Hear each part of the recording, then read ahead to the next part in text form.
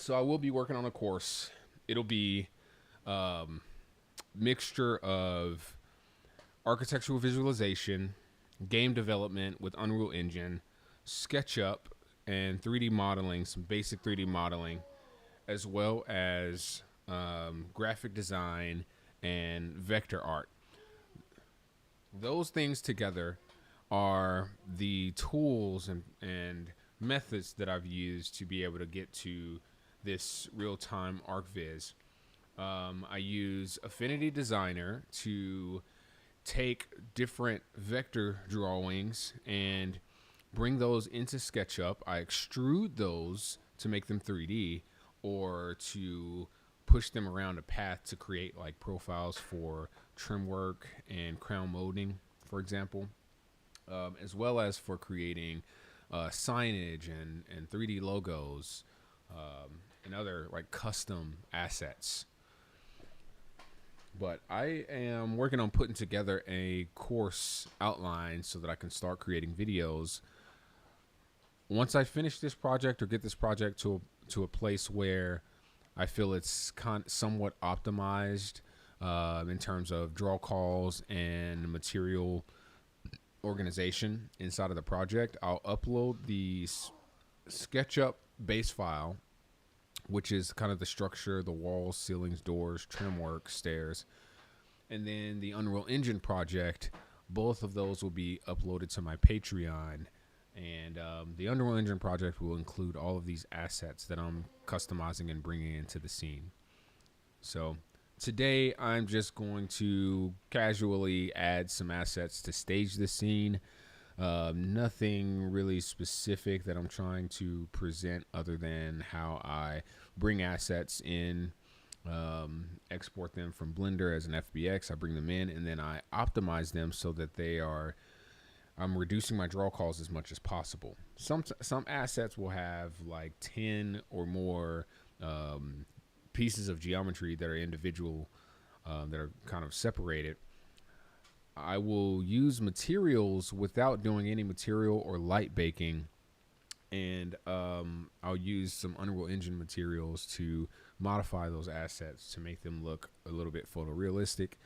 And I don't do optimization for video games necessarily, but since this is just an ArcViz project, I do just enough optimization so that I can get my draw calls reduced as much as possible.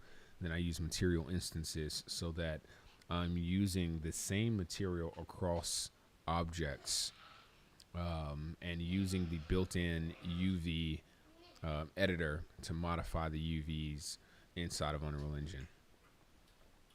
So enjoy.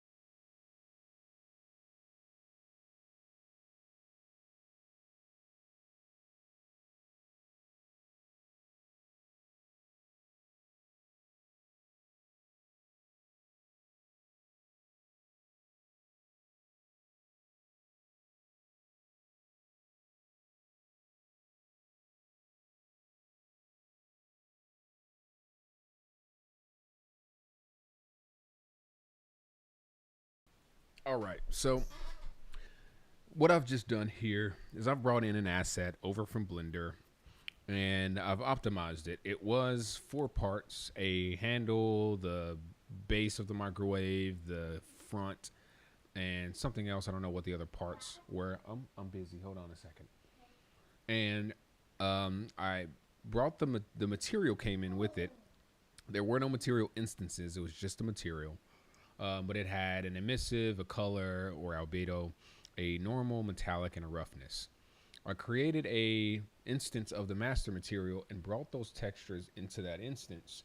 I modified the emissive to be to have a transparent background and to have the number or time that I want displayed on the microwave.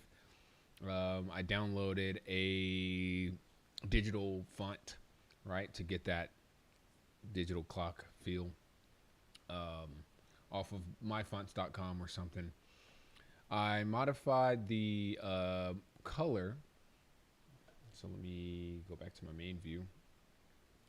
The color material to add the Frigidaire logo in place of whatever it was before. I just downloaded a transparent version of that from Google, flattened it in Affinity Designer so that I could then copy the colors that you see on the normal. So let me see if I can find where that is on the normal. So I turned it into take that in there, please. Now, Zeppelin. Okay, I don't want you making noise while I'm talking on the microphone. I would appreciate it. So I adjusted the logo so that it was used as a normal, or can be seen as a normal. That way I can modify the intensity of that normal so that that logo actually pops out of the microwave. So if I go up here and look at it, you can see how kind of surrounding it pops out of the microwave a little bit.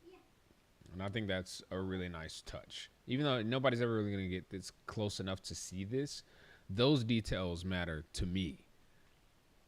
All right, so a little unnecessary, some would say, but you know, I just modified the material so that we have the same branding to the appliances, and then the same color of the emissive. This one was blue, this one was green, this one wasn't an emissive texture. I created an emissive texture for this and changed it from green to blue so that my appliances would at least match. Now I do have a video texture on this, and that time changes from 156 to 157, 158, and then it loops. So at the very least, there will be some point when you're in here where all the times will match across all the appliances. And that's just a little detail that I like.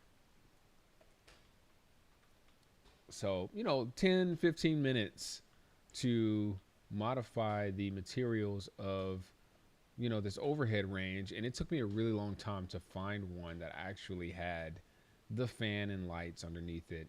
Although I'm not going to create an emissive. I think that might not be a bad idea, to be honest. I want to see if I can do that real quick. I wouldn't mind having this be emissive, to be honest. I think this is the microwave door.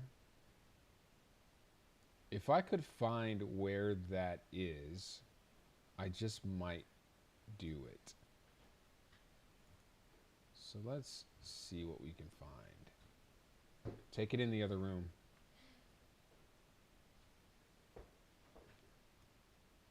I have no clue what part of this material is that, but because of how it's unwrapped.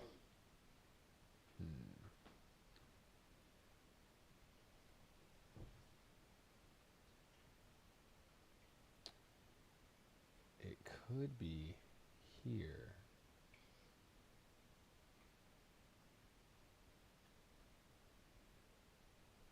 So ultimately, what I would have to do, if this is it, which this probably is not, is find out where this is. So let's go back to Affinity. Let's find that emissive version. I'm actually going to copy this base color.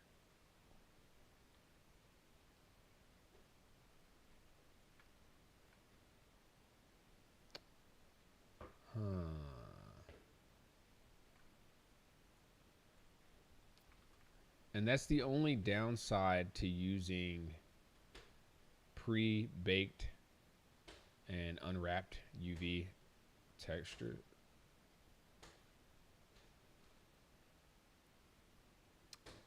Is that I have no idea where,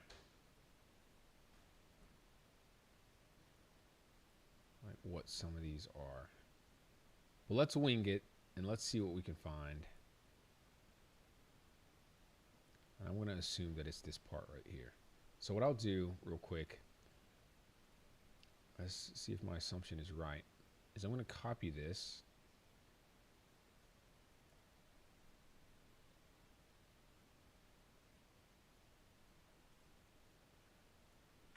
Copy, Control Alt, paste, and let's take this and rasterize and trim, copy it, and then we're going to go find the emissive version of this. Let's open it, paste here, 1220, is this the same one? Wait, I don't think it's the same. Are we in the right folder? What? We are in the right folder.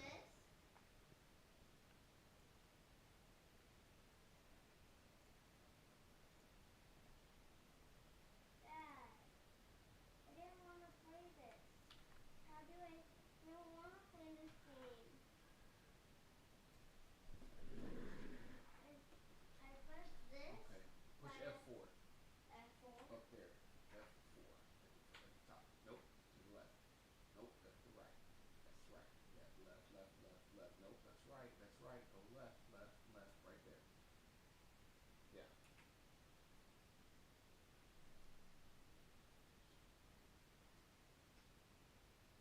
Push it again. Yeah. Push it one more time.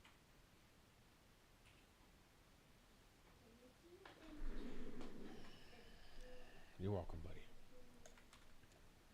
All right, so let me see if test this theory, see if this works out. We're gonna file Control Alt Shift save this as a PNG, export it into the photos. We're gonna save it as microwave emissive 2.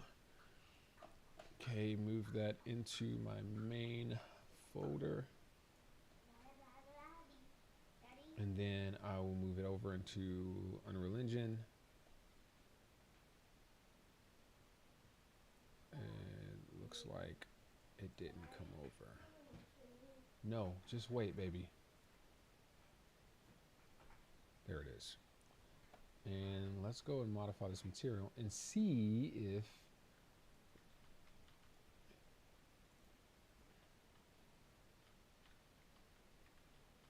that actually lights up right there. So let's see, microwave emissive. Oh boy. Yes, sir. All right, so I want to modify it because I want it to be like this dim yellow color. And we'll have 2 different emissive versions. So let's go and let's do a HSL adjustment.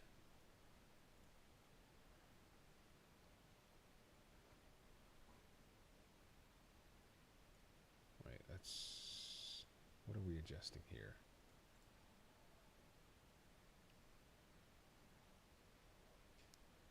You playing skate, bud? Yeah. I love skate, Dad. What's up? Can I have that spicy Tex-Mex a little bit? No, you didn't even eat your lunch.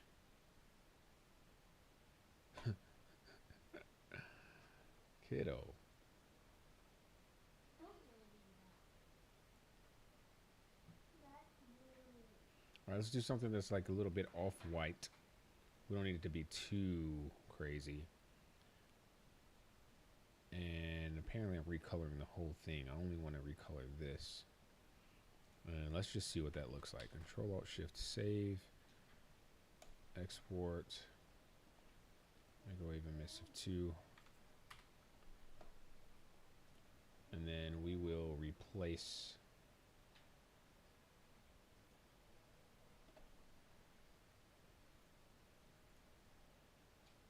continue.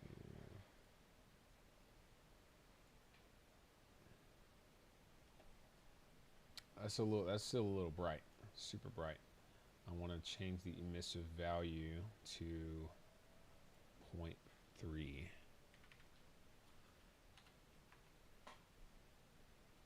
Maybe 0.1.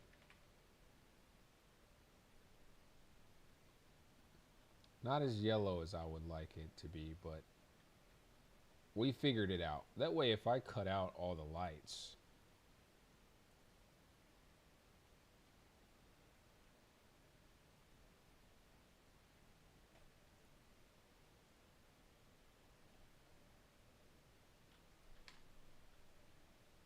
I see 0.3.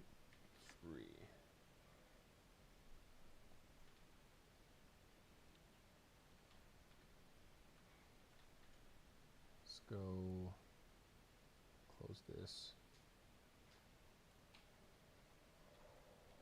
All right, I really need my mega lights to start affecting the environment a lot more, but I would say that looks pretty nice. Me? No, I'm talking through my microphone. Turn my lights back on.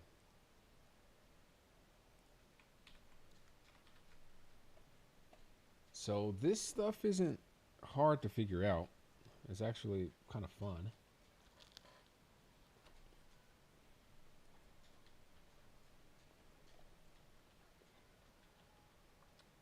And I get an incredible result in the end.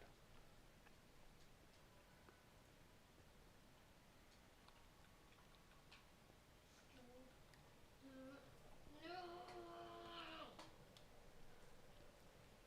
Where am I? Zeppy, would you like a piece of pizza? Nothing. No thanks. No thanks.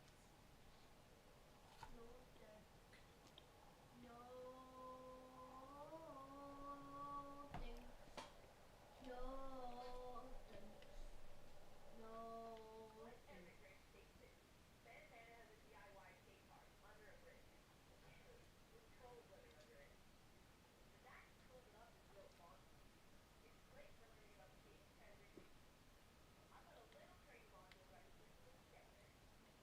thanks.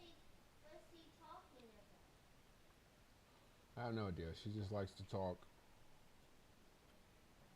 No, for no reason. Well, there's a reason, but it's not a well thought out narration.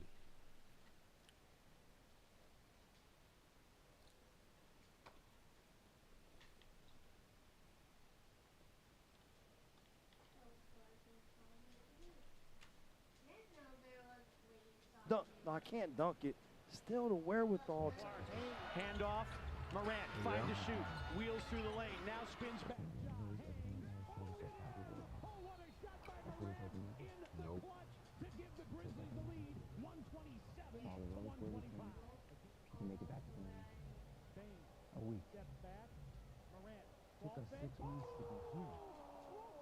We got over 100 kids here now. We can't just hang out here forever after what we just pulled. You want to wander off to some random point in the map? You don't even know what's there. I do. This room is next. I've been there. The last city. That's what Ricky called it. He's waiting for the right pass. That city is still coming? That's the last thing. That's the Lions. Who's hiding on a super high building? Look. Super high building. That's awesome, kid. That's awesome.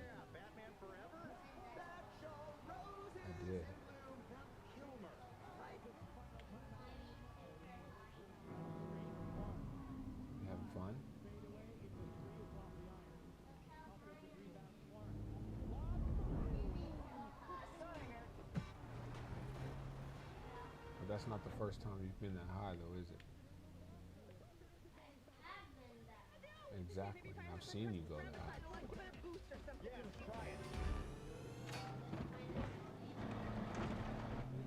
Yep.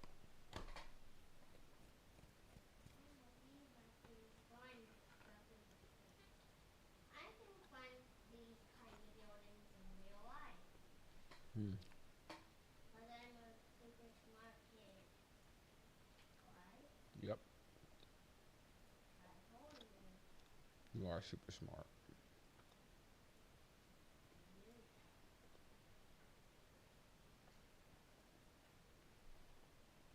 Here's where I needed to go.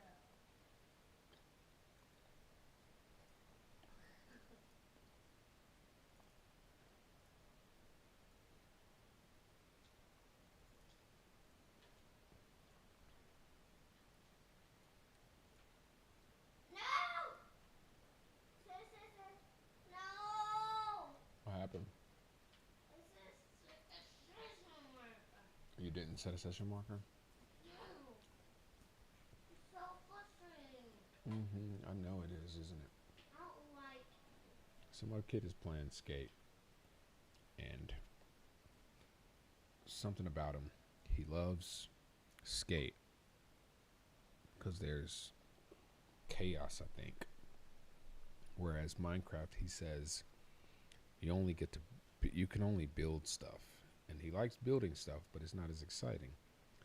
But skate is challenging, and he's got mixed feelings about being challenged, and he hates it, but he loves it at the same time, and he gets frustrated. And I'm trying to explain to him how this game is early access. It's not finished. It crashes a couple times.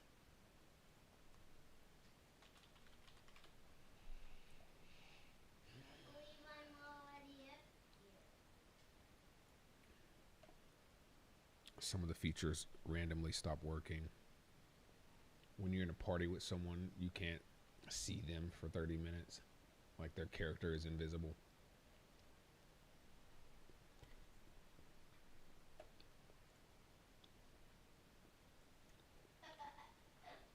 Look at me, Daddy.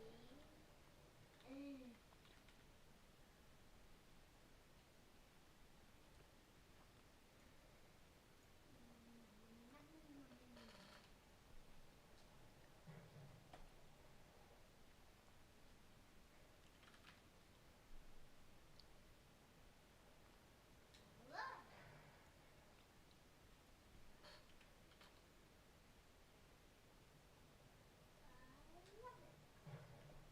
Oh, I could have gone so fast. No. I have a perfect idea. That was so high. I could have lost it. Right there. Baby.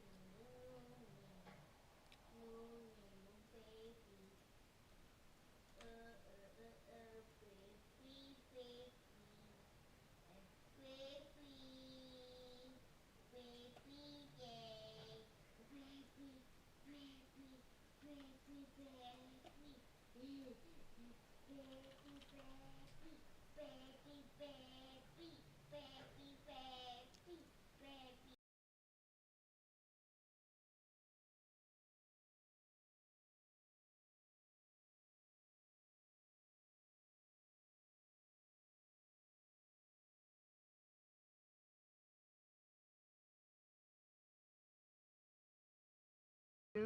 What? I'm the Lorax, guardian of the forest.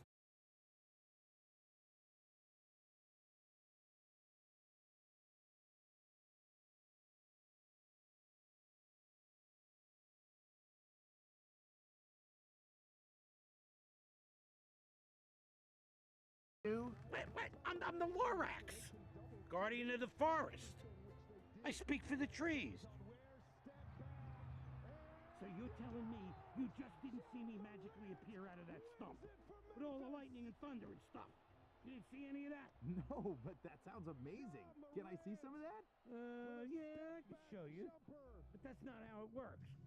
Okay, didn't really happen. Oh, I know what you want. I've got one of these for the cutest little guy I ever saw. Yummy, yummy, yummy, yummy, yummy. How dare you?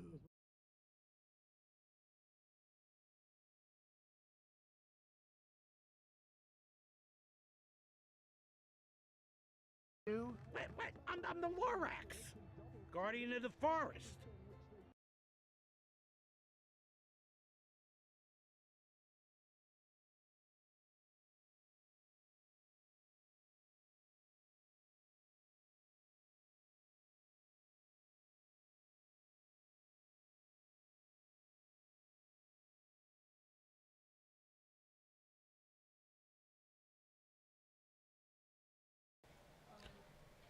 All right, so when I bring a new asset into the scene, one of the very first things that I do is Oh my god. I go to the master material and I create a material instance. This one's going to be called MI dishes. Anything that's like a white porcelain will use this material. That's probably what I'll put instead, porcelain. Which I think I spelled that correctly. I don't care if I didn't. We're going to put this in the plates folder. And let me go ahead and grab this plate and apply that material. I can't believe that this bridge is so Hey, Zep, What? give it a break for a minute. The what way? The noises.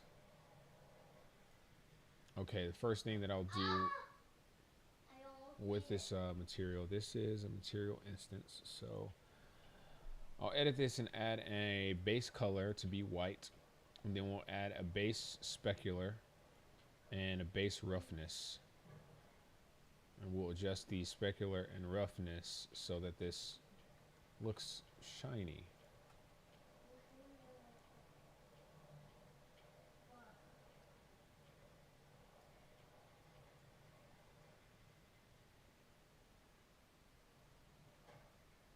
Oh my word.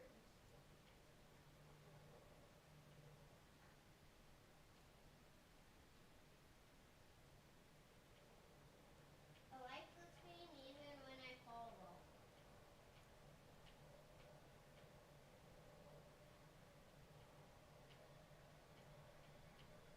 All right, I think that's good enough. Not too over the top. Let's see, I think we can make this a little more.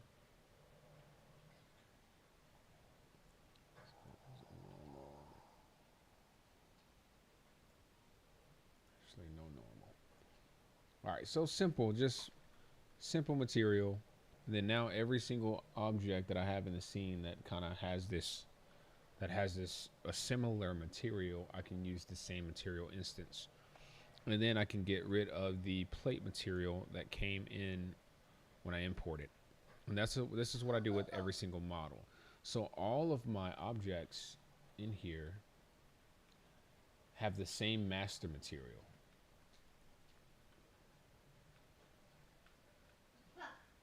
Maybe except for the glass.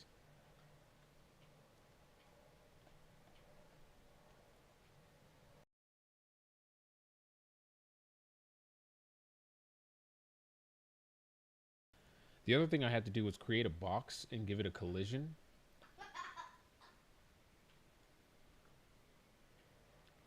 And I placed that box at the bottom of the sink so that when I simulate physics on certain assets, they collide with the box because the sink's collision, the sink wasn't thick enough of an asset to keep objects from falling through it. So until I'm finished staging the scene around the sink, there is, I don't think it can be seen from here. Let's go unlit. There's this box that sits under the sink, and the top of the box is right at the bottom of the sink. So if I hide this, you can see the sink. So let's go back to lit. So I put this box right here so that I can do physics simulations on on anything that I put in the sink. And then when I'm ready to preview a game, I can set that box as hidden in game. The physics simulations won't work if the box is set to hidden in game, because once you run the simulation, the box won't be there because the simulation happens during gameplay. Once I run the simulation, I can pause the simulation when I'm satisfied with where the objects have fallen, and while the simulation is paused, I'll right click on those assets and then choose to keep simulation changes. And then I can go back into the details panel for those objects and disable physics.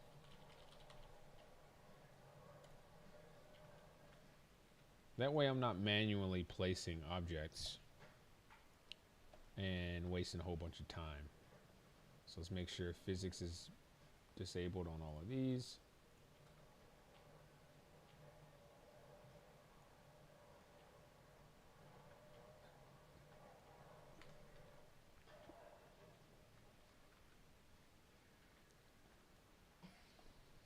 And before I can run that simulation, for some of these items, I'll do a convex collision. So some items might come in. For example, let's say I bring in, I'm not going to simulate physics on this, but let's say I wanted to, I'll do Control E to open up and edit that object.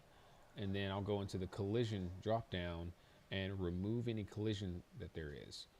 If I go to player collision, you can see that this has a very basic collision mesh built around it.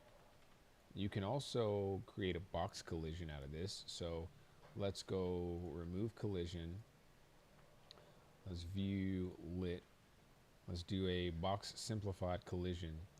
And then, you know, let's say from a side view, I can zoom in, and this collision would probably be just fine. Well, let me move this over and center it a bit.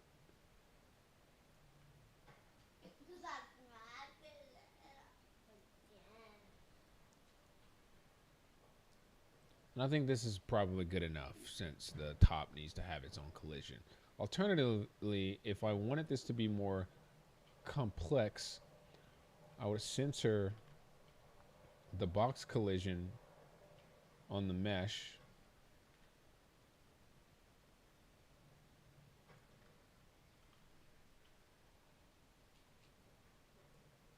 And then I'll add a capsule collision. And then we'll scale this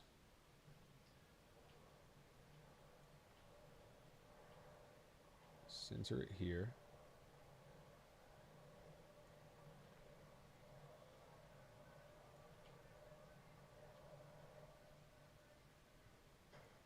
I made it all the way from over there to over here, but I'm off of my skateboard because I fell.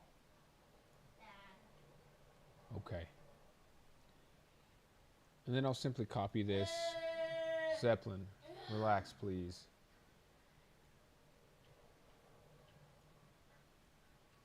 Rotate it 90 degrees and then move it here. And again, this doesn't have to be anything extremely special. I'll even turn off my snap. Kind of get it, Zeppelin, give it an angle, and then make it pretty small. I can't really zoom into it anymore, but I think it's safe to say that if we wanted to simulate physics on this item, that this collision could do the trick. I think that's about as small as I can make it. So let's go and look at this from another perspective. And simple capsule collisions. Could probably even rotate that some more. Drop it down.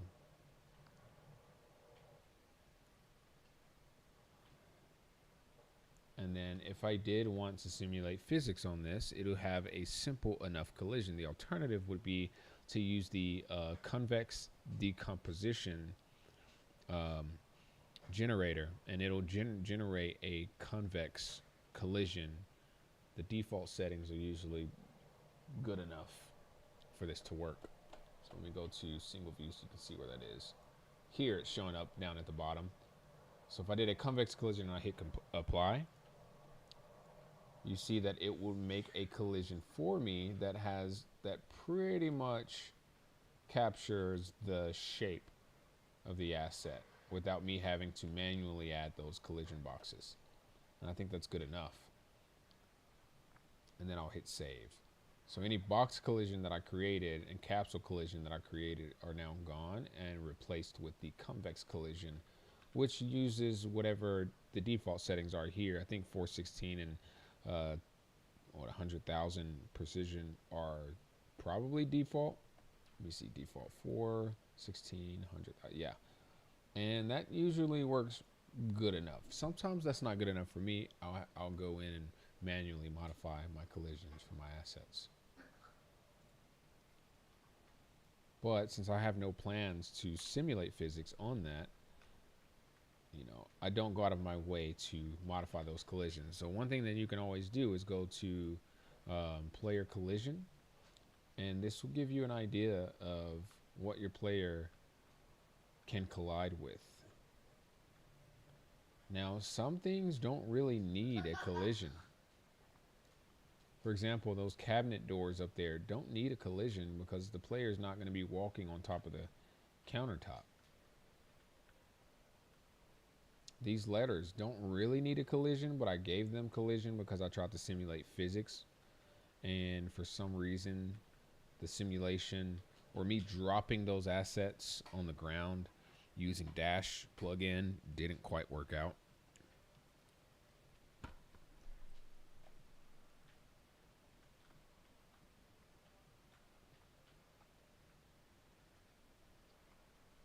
And anything that's green is a physics asset where physics is simulated.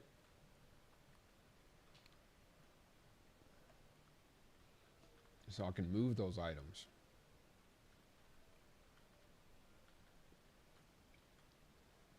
With my player pawn, the collision from my player pawn.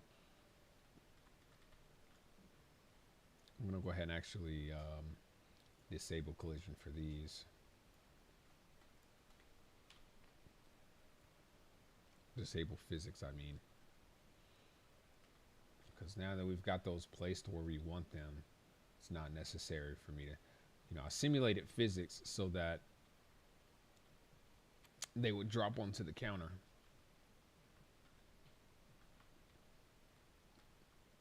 And with this project, I'm not necessarily looking to have one of those really aesthetically pleasing interior design renders.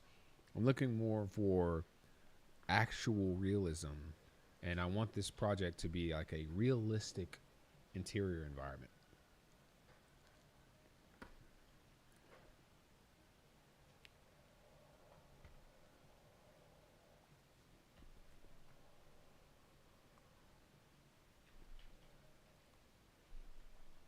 Let's see what's next.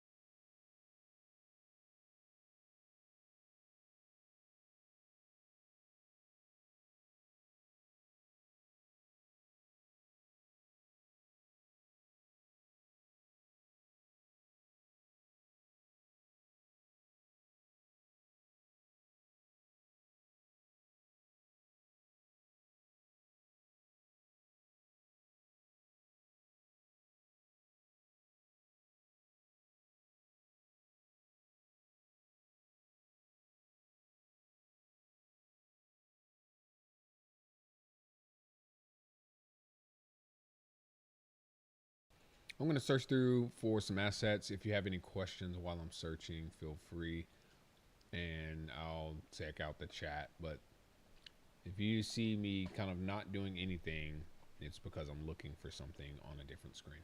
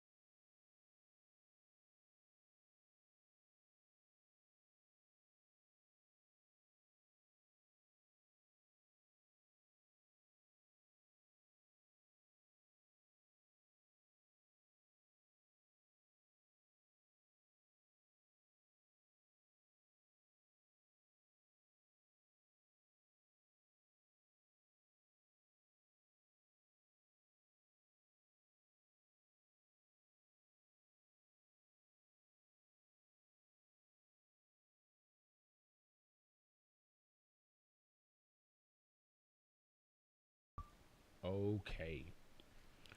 Dan just tore up that pizza though. Tore that joint up. What's up, buddy?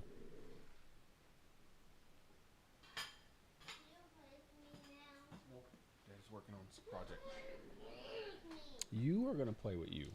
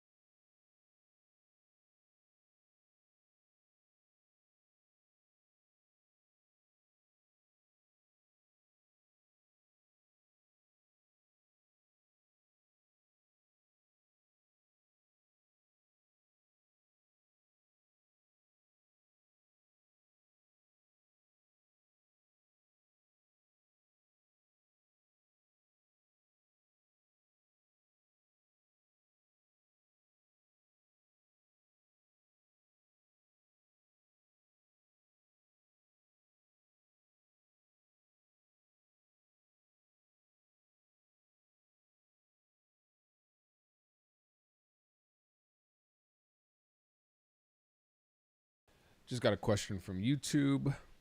Question was, I don't know if this is a stupid question, but I'm learning. What happens when you press the play button? Aside from the camera zooming in and the movement, what makes it feel so real? My response was, are you suggesting that there's something that makes it feel real, but you don't know what, and you're trying to figure that out? I'm trying to understand how to answer your question. So he said yes, basically that. To answer for my viewers, a few things that I try to incorporate into all of my interior design projects that I think are useful. The first thing is geometry. I'm big on geometry. I try to only use PBR, physically based rendering materials, when I absolutely need them. Otherwise, I like to use geometry. When I created this counter, for example, I made sure that I used rounded edges.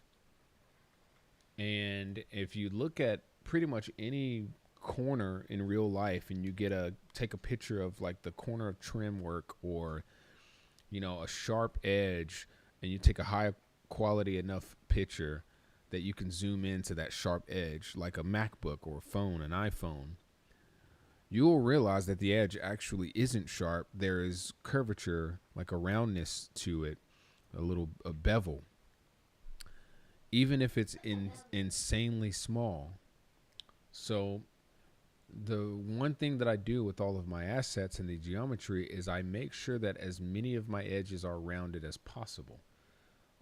And that is the first thing that adds to realism. When I created these cabinets, I didn't use sharp edges in SketchUp. I beveled the edges to make them look, well, to make them rounded. They don't look rounded, they are rounded, right? So I try wherever possible to round my edges, but anywhere that it's not extremely necessary, like the corner of the cabinets where the player won't really ever see that, I didn't go so far as to do that. Also, the corner of the walls, I didn't round these edges, although I would have liked to. But I kept those edges pretty much 90 degrees sharp. Aside from that, I use a lot of rounded edges to help add to the realism. The second thing is lighting, and then after lighting, it's materials. So before I set this scene up and started adding assets to the scene, let me go to lighting, and we're going to turn off all of our light fixtures.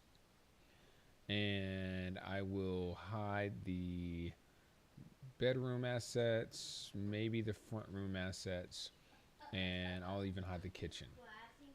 And when you do that, I focus very heavily on adjusting my post-processing volume, the exposure, but most importantly, how the lighting is set up from the exterior. You can see a few, like, you can barely see here some God rays kind of coming through the windows, right? So lighting, super important. I set up my sun. I set up the sun where I want it to shine through the windows. And the global illumination, how lighting bounces off of these walls. I've got exposure settings set. Hey, Zeppelin, please. I'm trying to talk into this mic on my stream, okay? Be respectful. The global illumination has light that bounces off of the floors and walls, but also the sun has a particular color and a brightness. The environment light has a particular color and brightness. The environment light shines off the walls and kind of gives that blue, cool feel, while the sun is more of a yellow color. So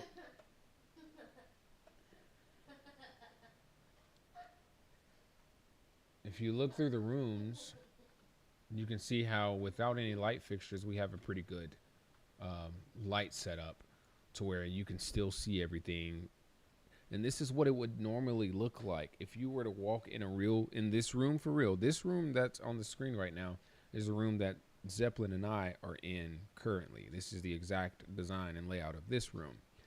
If we were to cut off all the lights, this is for the most part what it looks like, minus the fact that the global illumination isn't really getting the ceiling that well. And I think it's a time of day thing more than anything. And that's the other thing, is like the position of the sun is accurate, where at this time of day, as well as the like latitude and longitude positioning of the sun inside of the scene is accurate to the actual position of the sun in the real world.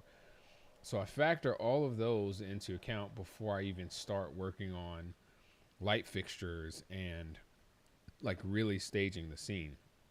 So if it looks realistic without lights, if it doesn't look realistic without lights, then adding lights won't actually enhance the visualization.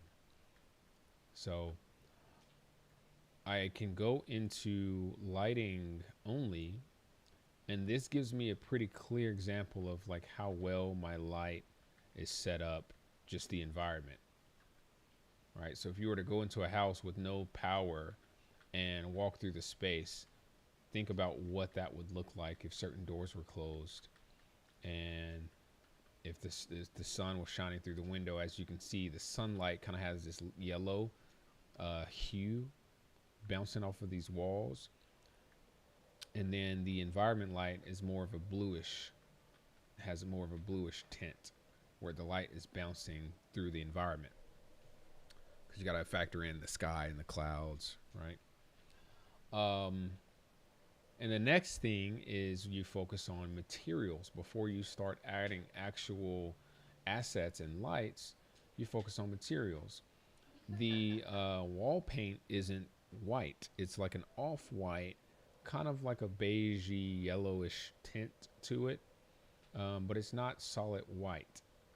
And that's the next thing, is getting your glass materials, your walls, your structure, your floors and ceilings, everything looking legit. And then I will bring in my light fixtures. All right, so I work significantly. I've spent a lot of time on these light fixtures, and I convert all these lights to blueprints so that as I copy them throughout the scene, they have all the same settings, and I don't have to like edit every light individually. I can edit one light and they will all be modified. Light placement, the emissive texture. In other words, what makes the aesthetics look real. You know, I think there's two ways to look at how something looks real. When you look at architectural renders, these really doctored and beautified, clean interior design spaces and architecture renders, it looks real, but it doesn't look realistic. And what I mean by that is, if you were to go to somebody's house, somebody that has nice things, their house isn't going to be that perfect and clean. There are going to be imperfections. You'll be able to see little lines in the paint on the walls. In some places, you'll see some dust and dirt kind of built up on some of the, you'll see paint imperfections. You might even see two different plate colors, like this, where this one is like a really bright white, and then this one is more of your typical kind of off-white, yellowish, right? So I think about all of those things when I'm designing a scene, and I'm shooting for both realism, like photorealism, and having it look realistic. Now, something can be realism and still not be realistic.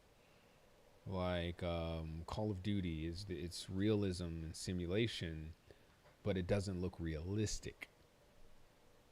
The realism is in like the performance and the materials kind of being somewhat accurate to what you would see in the real life, but you would never be able to go in real life and look at a environment and say, wow, this looks like Call of Duty. you can say, well, I can see that Call of Duty took inspiration from this. But what I was shooting for was creating a photorealistic replica of our basement, which is exactly what this model is. Some other things you might not notice is if you get really close, my door model even has like the actual gaps. Like I physically modeled the geometry for these doors to show all those minor details. And from any angle, like a player position in the scene, you might not see that, you might not notice it, but because it's there, your subconscious might kind of ignore it, as in like that checks out, there's nothing to draw my attention to it. Zeppelin, please stop, baby. Thank you, buddy. So when something seems like it's missing, your attention might be drawn to it. And I think that's what can kind of help answer that question. You know, so I measured everything. I measured all the baseboards. I converted all of this to accurate geometry. And I created realistic assets. I still have a lot of things that I need to change.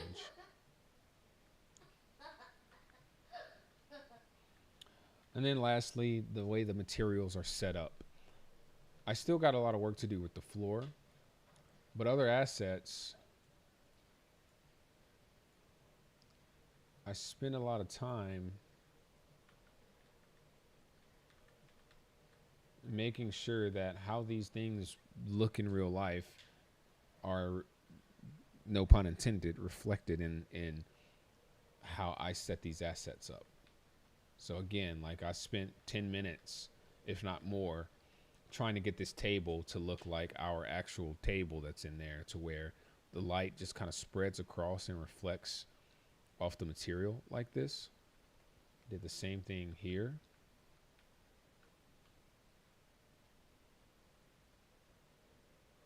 So that's extremely realistic. If I go under the bed, you can barely see that there's this wood that has some reflective quality, where you can see that light kind of bouncing off of underneath the wood of the bed. The floor, we've got a concrete floor down here, and that's kind of what the reflection of the windows look like. So I tried to mimic physical accuracy of my materials. The wall paint has a little bit of a different texture compared to these plates. So if you actually look at the reflectiveness of these plates, you can see the windows.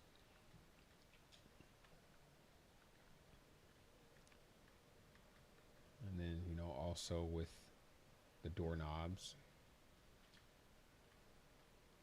So aside from, you know, hitting play and then being able to experience the scene from a first person perspective, you know, I go in here and add so much detail that for the most part might be unnecessary in video games. But in something like this, my TV blueprint, for example, is separated into 3 parts. If I go to the viewport, zoom in, there is a glass material and there is a screen material.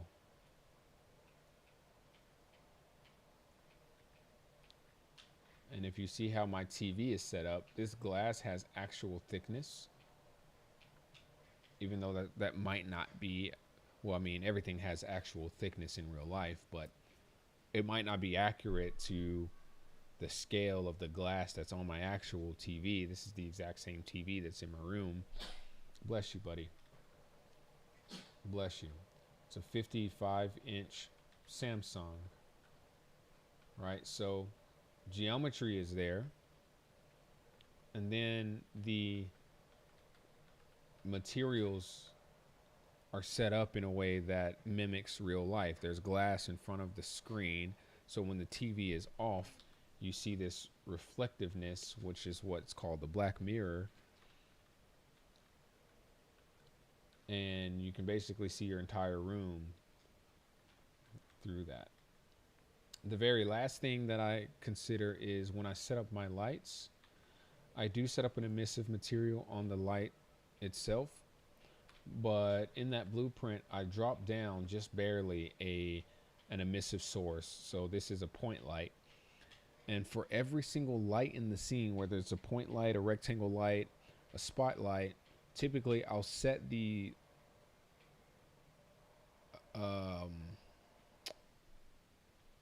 specular scale to 0. All right, so I'll show you why that's important too. If you have lights in your scene, let me turn off maybe the skylight.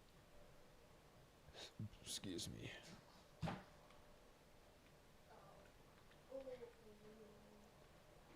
Inside of your reflections, you only want to see the emissive light reflected. But, you know, let's say I'll open my fan. Let's see, where is the lighting, ceiling fan, light fixtures, ceiling fan, which one is this? Control E. So all my fans are duplicated across the scene too. My ceiling fan has a point light as well as a rectangle light to help like brighten up the space wherever the ceiling fan is placed.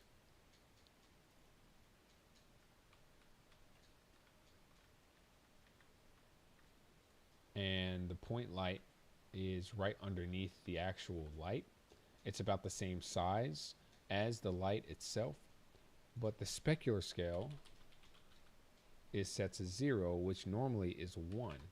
So if I set the specular scale to 1, you'll see that light source inside of the reflection. Why is there only one island created? If I set the specular scale back to 0, now the lighting, how that affects the environment and bounces light off the walls, you'll still be able to see that light, how it affects the scene in the reflections, but you won't be able to see the source itself. So what helps make these scenes look more realistic is thinking about how lights and materials act in the real world, as well as how geometry is in the real world. There are no sharp corners.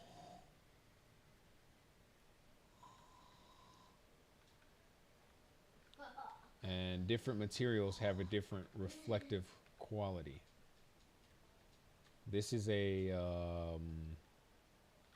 I forget what this is called, a frosted glass, whereas when you look through it, everything behind it is kind of a little bit blurred, but the reflection quality is superb.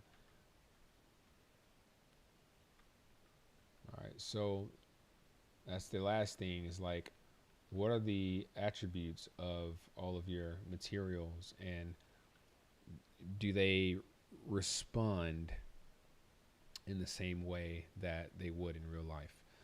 Can I use Unreal with my 1660 Ti GPU? Yes, you can. Question, how much VRAM does that GPU have? That's where your limitations will come in, because Unreal Engine is not necessarily meant specifically for photorealism. You can do stylized environments, but 6 gigs I think is plenty to get started. My recommendation would be, if you were to upgrade your system, 1 second, Zeppelin, I'll get to you, okay? If you were to upgrade your system, you would want to 612, you would want to quadruple that, at least have 24 gigs of VRAM if you're wanting to build big open world scenes or high fidelity scenes. But again, some people create 2D games that you would probably find on like a Game Boy Color. Some people make games for Xbox 360. Some people make basic PC games. or web-based games like Flappy Bird? That question, the answer to that question really depends on what you're going for. You can do something like a photoreal environment, but you would have to prioritize learning about optimization. With Unreal Engine, it doesn't, newer versions of Unreal don't allow you to use multi GPU setups, Crossfire SLI, for example, or GPU farms. The only way that you can use multi GPU is when you go into path tracer mode to do like a ray traced still render. And path tracer can use multiple GPUs. I'm running an RTX Pro A6000 GPU, RTX A6000, 32 gigs, I think, something like that. And when I upgraded my computer, I gave my son my two 2080 Ti's, which is what I was using before. But those two 2080s were 11 gigs each. Technically, my machine had 22 gigs, but Unreal Engine could only use 11 in the editor because it's one dependent on one GPU at a time. So I've got 32 gigs of VRAM, but I also have a very beefy machine, and I don't necessarily have to prioritize optimizing the scene because I can have a million pieces of geometry in here, but then that would mean a million draw calls, but I have enough VRAM to run all of that. Like, that's enough VRAM. 32 gigs is probably enough to load in like a quarter or third of Cyberpunk 2077 all at once. But yes, Unreal Engine is VRAM dependent. So if you don't understand how to optimize for draw calls, that would be what you need to prioritize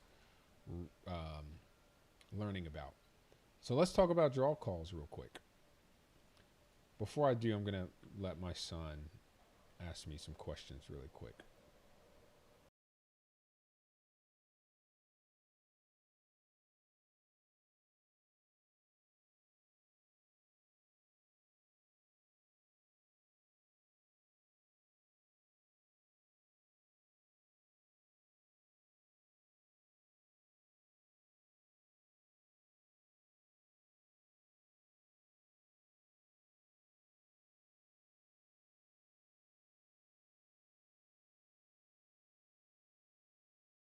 Oh, bring me your bowl, or get a bowl, climb on the countertop if you have to, and get a bowl, then bring the Chex Mix. I'll pour you some. You sound like someone who should have more viewers than you do. Great work. I have the same GPU. Yes, you can. Hey, thank you so much. And you know, one day I'll have more viewers. One day I might not. I think the few that I have, I love being able to talk to you guys individually. So I don't want to grow too fast because then I won't feel like I can really help everybody. But hey, one day, draw calls are very important. Understanding draw calls. So I'll give you an example of something that I brought into the scene that has a lot of draw calls, and I don't remember the exact. I'm not going to try to look for it right now, but there's a way that you can just quickly bring up how many draw calls are in the scene. A draw call is basically how many times, for anybody that doesn't know, I don't mean to preach to the choir, how many different assets your GPU has to render, or how many times your GPU is rendering a specific type of asset. So for example, I can bring in a box. Let's go modeling mode. And believe it or not, I've built a lot of stuff inside of Unreal Engine. So I'll bring in a box. And technically, this is 3. I want to say 3. Let's assume this is 3 draw calls, and I'll tell you why. I'm going to give the kids some Chex Mix.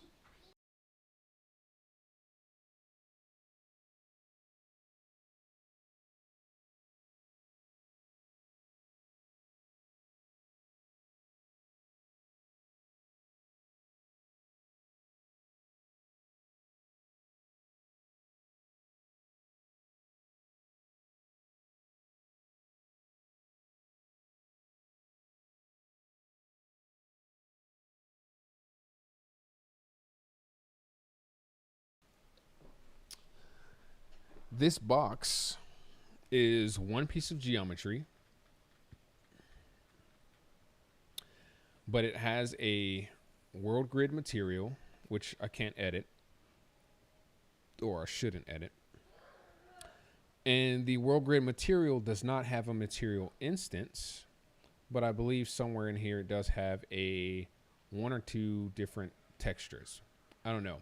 But let's assume that the world grid material has two textures, a albedo or diffuse, which is like the image or graphic, and a normal, which kind of shows like how light should affect these little grooves inside of the world grid material. So if I were to modify the light, you would kind of see a little bit of a 3D effect on those grooves, although the material is a flat material.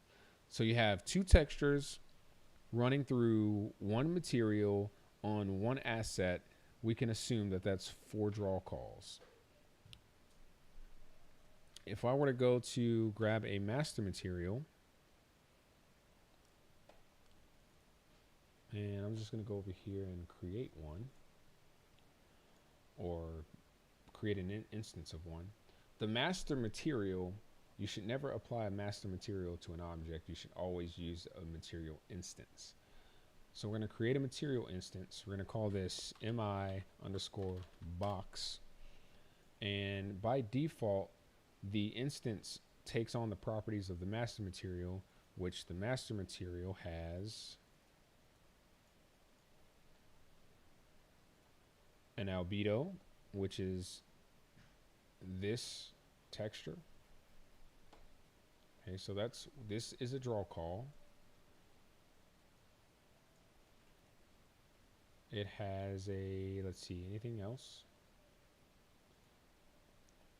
So it's set up to be able to have a specular map, metallic map, surface imperfections, roughness, emissives, but the default texture that is inside of those potential slots are all the same. It's just one black texture. So that black texture is a second draw call. The material instance itself is a draw call. All right, so that's 3 draw calls for one material. You got the material instance, the albedo, the black material that's basically filling every slot until you enable those slots and add your own material in their place. And then you have the asset that you apply that to. As soon as you start adding, let's say now you got an albedo by default. If I add a specular map, a roughness map, a displacement map, and a normal map, that's an albedo, specular, roughness, displacement, normal, and then the material instance, which would make 6 draw calls, and then the object that it's applied to, let's assume that's 7 draw calls. You bring in 50 more assets, and they all have all of their own materials, and let's say that they fill all of these slots with custom materials. You can multiply, 7 by 50, and the number of draw calls will increase dramatically if your assets are not brought in as a single mesh, static mesh. So I brought this golf cart in, and I think I set this up as a blueprint, or it's set up as a group. So let's do a Shift G. And you can basically see that these are all individual assets, static meshes that makes up this model. That's because I haven't optimized it yet. So typically what I like to do is I will grab, once I add a material to all of these, I'll select one asset with a particular material. I'll go up to select material with same material, and then I will merge these first to create one static mesh using all the same materials. Once I've got the entire golf cart set up the way that I want it, I'll take all of those static meshes and merge them into one solid asset. What that would do is that would reduce the number of draw calls for static meshes down to, let's say, 5, because well, technically 2. One static mesh would be the golf cart. Another static mesh would be one wheel. If all the wheels are the same size, you can delete all the other 3 wheels and then instance over one of those wheels 3 more times, and the GPU will only call for one static mesh wheel and then duplicate that instance 3 more times. If you have 4 individual wheels as different static meshes, you now add more draw calls to the scene. So that is draw call optimization, is how do I set the scene up to where I can use one material across all the objects that share those material properties. I got like mixed feelings about optimizing materials for games, whereas it might be beneficial to bake materials to assets. Let's show you an example. Maybe not a good example, but I could bake all these materials that are on this faucet to the faucet itself, and then it'll become a custom material that has this black, this chrome, and all the UVs wrapped around the faucet, right? And that'll be a custom material. I no longer can apply that material to something like the top of this soap dispenser, that chrome material, because now the UV accounts for this little black button right here. So instead of doing game optimized materials, I keep all of my materials separate, and my chrome material is applied to this part of the static mesh, while that same chrome material is applied to this part of the soap dispenser. So instead of baking all my materials per asset for architectural visualization purposes, I use one chrome material across the entire scene. So even if I have multiple meshes using chrome, the GPU is only calling for chrome from that one instance of a material instance. They all share the same material basically. So that is one way to reduce draw calls, is to take into account what assets across the scene can share the same material. UV has Unreal Engine has built-in UV editing mechanics that allow for you to adjust those UVs without you having to worry about baking textures. So I don't know really how to measure the weight of importance when it comes to baking lights and baking textures versus using dynamic materials that you can, like I can go and edit this chrome material and it would change all the chrome assets in the scene at the same time. And I think that it helps me with really optimizing how much VRAM my GPU uses at once.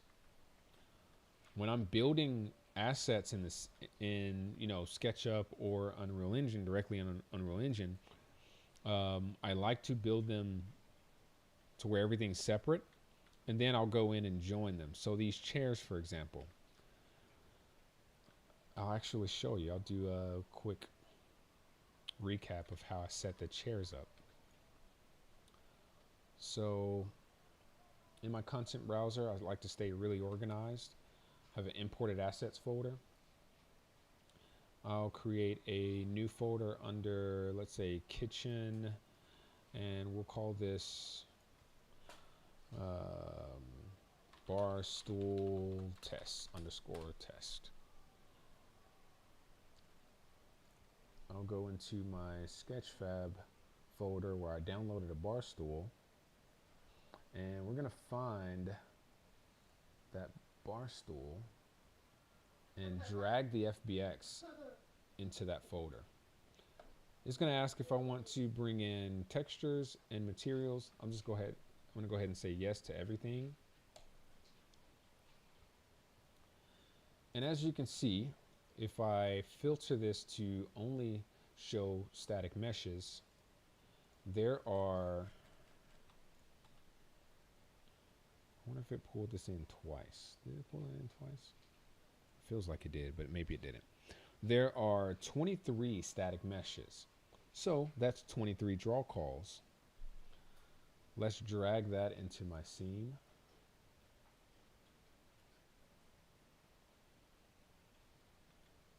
Look at my leg. Yeah, he's stepping up. I see it. It was on his butt seat. Okay. If I drag that into my scene, you can see that pretty much all these assets are separated. They're individual. One quick way that I can fix that is I can go to select material, all with same material. And because this is a newly imported mesh, it's also imported materials and textures into the same folder, which is what this object is referencing. I'll then go into modeling mode, and inside of my favorites, I have merge. I usually prefer merge over union because union can have some crazy artifacts if you're dealing with these really hand-created meshes that aren't like perfect squares or whatever. Hey, Zep, please stop, baby. So I'll go ahead and do a merge, and then we'll replace whatever the first input object was.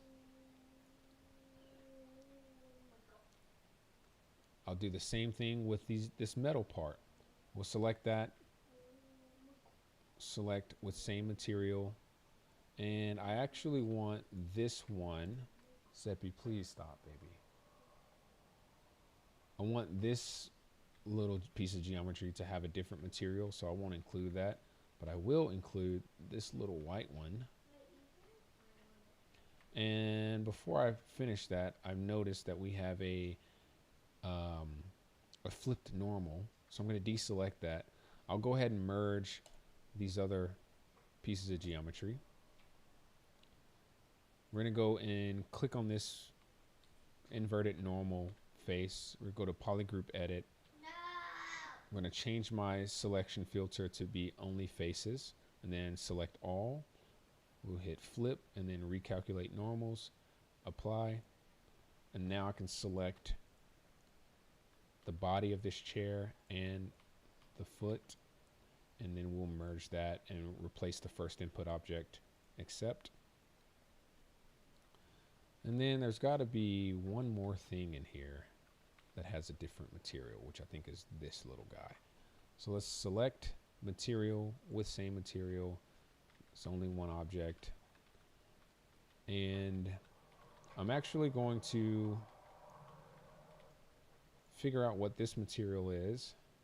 In my details panel, I'll just click on the search icon for that material so that it highlights it in the details panel. And then I'll go back to that asset. I'll hit Control E. And then inside of, I don't do this in the details panel, I do this in the object editor window, and I'll replace that material with this one that's highlighted in the content browser. Before I save anything, I'm just going to continue. And then with that, I will grab this metal part and that little trim. I'll grab the metal part first, and then I'll grab the trim, so that when I do merge, I can replace the first input object, which is the first object I clicked, and set that to merge that trim with the first input object. So it's not creating a new piece of geometry in my content browser. Once that's done, let's go ahead and move a details panel over here temporarily. I can click on the chair, go over and browse for the static mesh, and then I'll hit F2 to rename that to, let's say, barstool underscore, and then I'll do a Control A, Control C to copy that, Control V, and then we'll name this chair.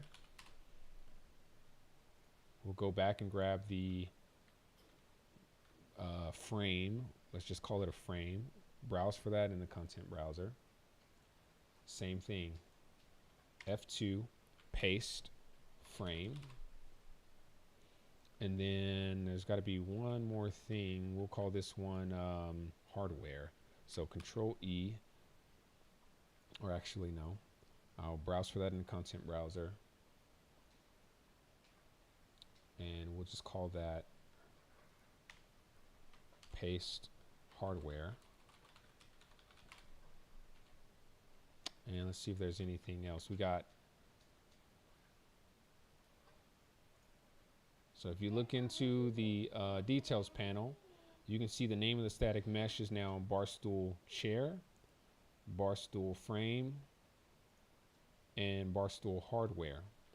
We just took that from 22 draw calls to 3, and then we're going to reduce that down to 1 in just a minute.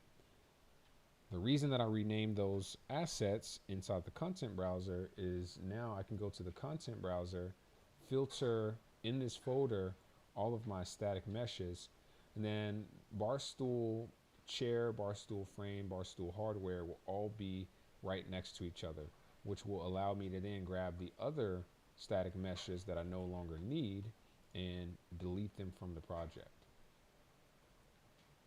It's going to say they're being referenced by something. Doesn't matter. I'm going to force delete them.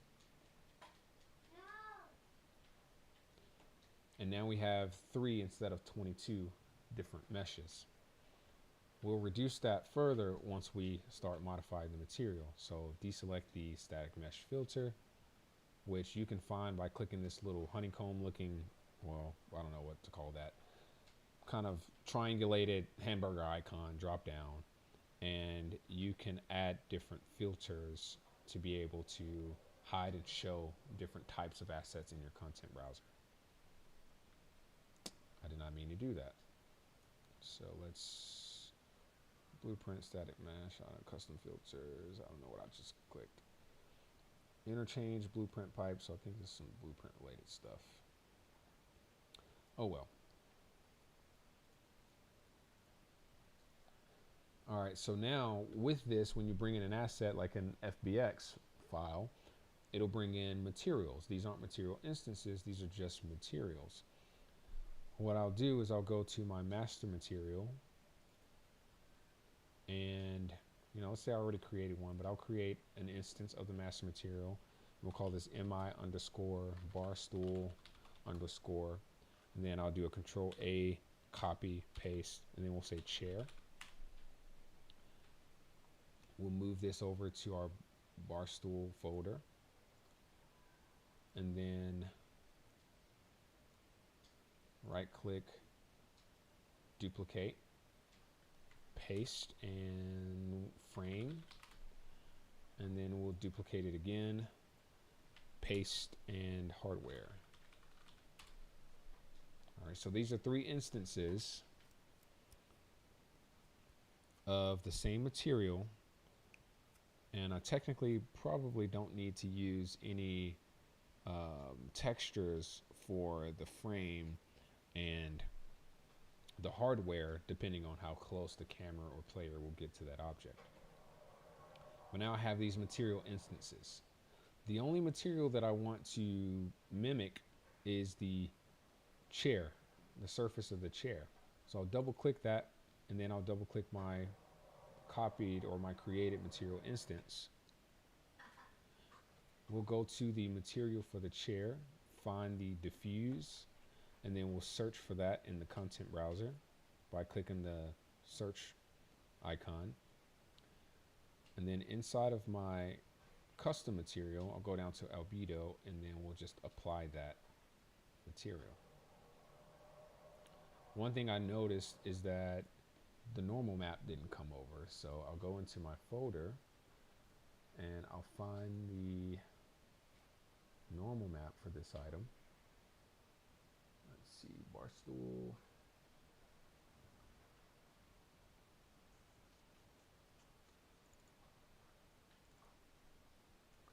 We'll just drag it in there. We'll go ahead and add the normal map. Usually there's a roughness or a specular, but let's just wing it and use the normal map for the roughness and the specular too, and then we'll see how we can adjust that to make it look pretty. I'm gonna save that. And this allows me to then go and delete this material that came in with my FBX. You just want to be careful not to accidentally delete your custom material. So we're going to hit delete. Not right now, baby.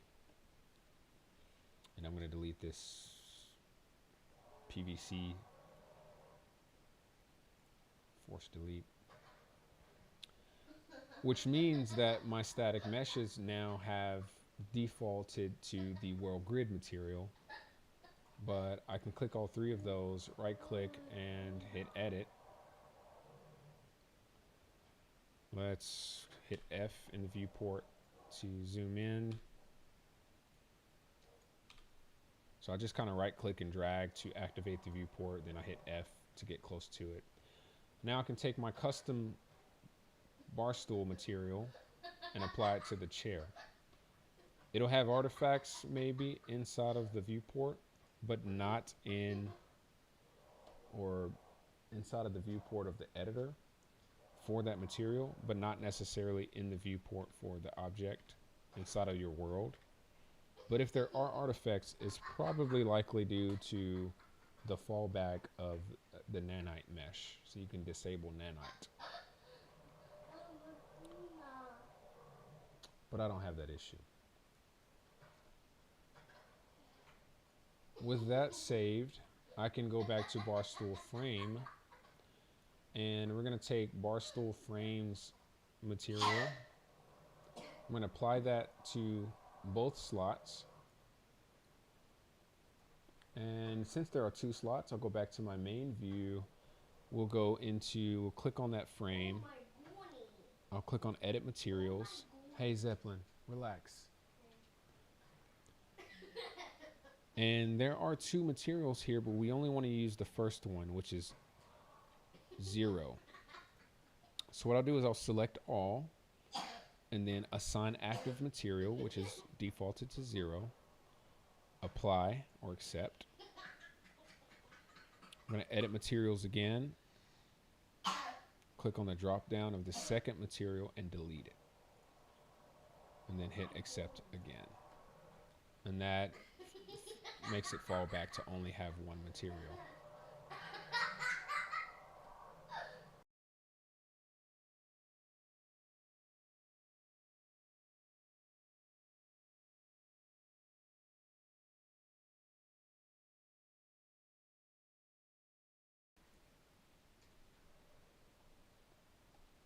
Okay. Now if I go back to my last piece of geometry, which is hardware, we're going to apply that material.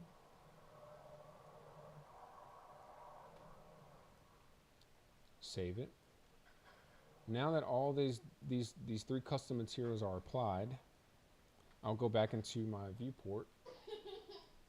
We'll grab, let's say, the frame first, the chair. Actually, let's do the chair first, then the frame, and then the hardware. And then we'll merge that, replacing the first instance, the first input object, and accept. So now that's been reduced from 3 pieces of geometry down to 1. So Barstool chair, we're going to browse for that in the content browser. And then I will delete the Barstool frame and the Barstool hardware geometry.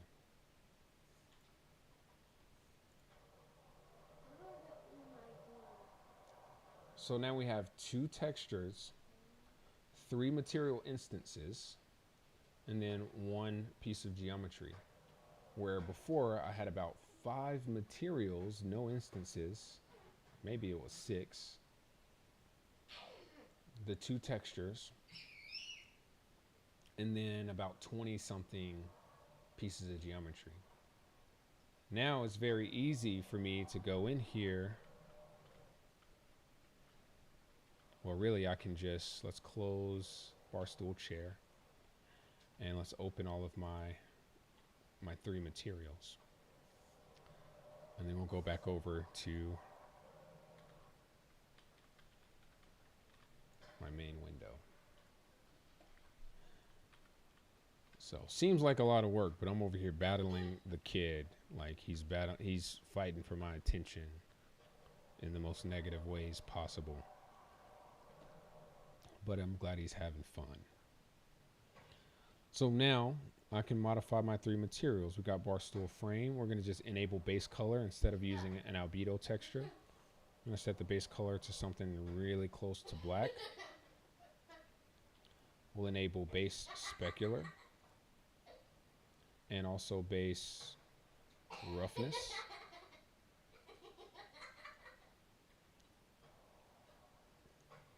Increase the specular a little bit. Modify the roughness, make it look a little shiny. Adjust the base color, make it slightly darker.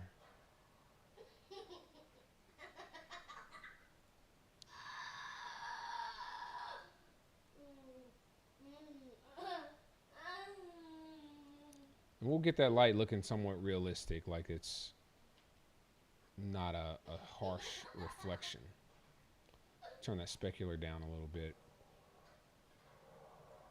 And I think that's good enough for, you know, an asset that basically has 3 materials, which I can then use these materials throughout my scene. And I can add things like imperfections if I need to, but from a distance, I would say that looks good enough. Then we'll go ahead and edit the last texture or material instance. We'll do another base color. And honestly, I could just copy this base color, just grab the hex.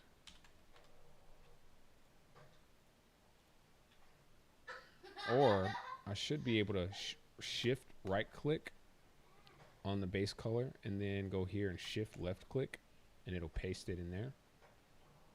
But this one, I don't want a specular, and I don't, maybe we'll have a base roughness. Let's see what that looks like. And this is defaulting to like a floor normal map. But as small as this object is, you can't really see that normal map. And then I'll kind of use the window in the background to help me determine the specular quality of my seat. So let's go Barstool chair. We will adjust the specular and roughness. So let's go to roughness intensity.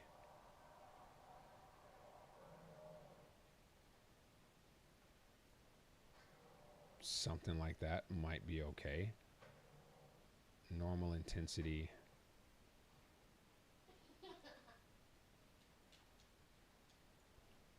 And let's change that roughness again. And what I typically tend to do is I'll go and look at my actual furniture in there and I'll see how it responds to the light and to reflections. And I will try to mimic those qualities.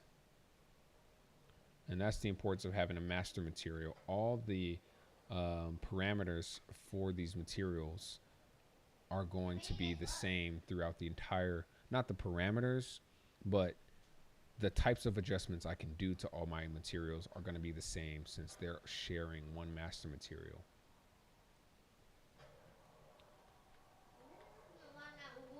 And that gives me a pretty good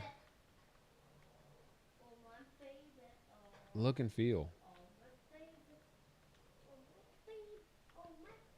But just as an example, I've got one asset, one piece of geometry now, and then 3 material instances, which are all referencing the same material. And those instances just have different types of parameter adjustments. So the one instance might share a draw call with the other 2 instances, minus the fact that one of those instances has a custom normal map and albedo. All right, so the 3 instances can share a draw call, The normal map and albedo are a custom draw call or a separate draw call. The geometry is a separate draw call. And then the material itself has its own draw call with baked in or defaulted like a black image, which is yet another draw call. So this is 6 draw calls now, where before you had 22 different assets with custom materials, which could be, you know, let's double that, 44 draw calls for one bar stool versus 6.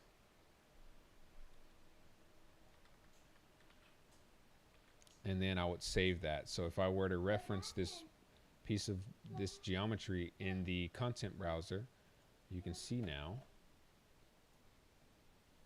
it's a bar stool, 3 material instances of my master material, and then 2 textures. And that dramatically reduces the number of draw calls throughout the entire scene and project if you were to do the same optimization for every asset. The cool thing is, once I create this like bar stool frame material, which is kind of like a black metal Zeppelin, I will get with you when I'm done, okay? I can then use this same material in other assets. Like, you know, if we have a separate type of black bar stool or the base of this trampoline or the material around this fireplace, stop, and the material at the foot of this sit-stand desk, they can all share the same material so that I'm not having to do any UV unwrapping and creating custom materials for each of those objects. So as you can see, the countertop in the kitchen shares the same material with the countertops in the bathroom. All of my chrome objects are sharing the same material. And then these doorknobs share the same material, and these are, the doorknobs are all one instance, one object that's instanced across the whole scene. So this doorknob is a draw call, but it's the same, it's sharing the draw call for this instance of a doorknob as well as this one, these two, right? So they're not individual pieces of geometry. So even if you have 6 gigabytes of VRAM, if you understand how to optimize your scenes to use as little geometry as possible and to use instancing or like packed level actors, for example, these doors use, and the structure uses one blueprint. My doors are all custom sizes, so they're individual static meshes, but they're all packed into one level blueprint to where they share hinges. Oh, we got a little issue with my door. I need to fix this real quick. Control E. Grab this. Let's zoom into here. And then grab this door and just move it slightly.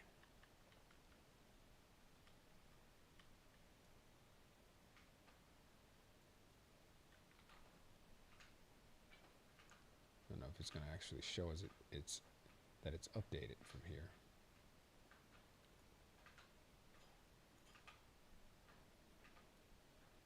So I guess I can just do it here. Not yet, baby. So let me find door, hallway, base, and let's just slightly bring it over into place.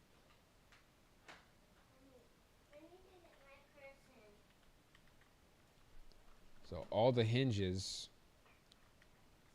are an instance of one static mesh. This hinge is also this hinge.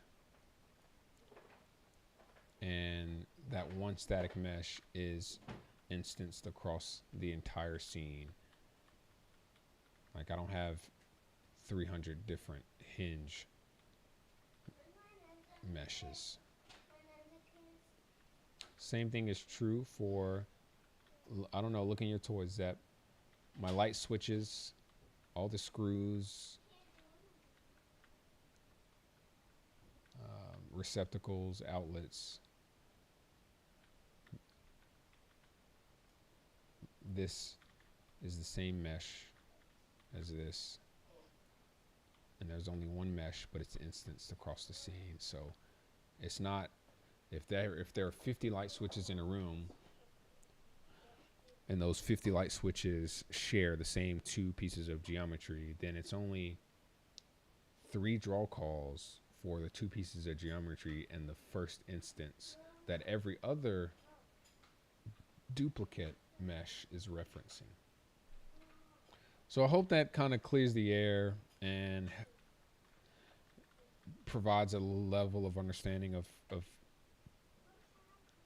how to make the most out of Unreal Engine, regardless of what GPU you have. Go ahead and delete everything I just created for that test, that Barstool example.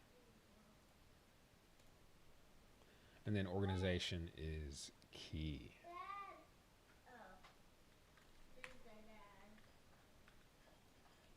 So I'm going to go and stage this scene a little more, and I'm going to mute my microphone and let my son talk to me for a little bit.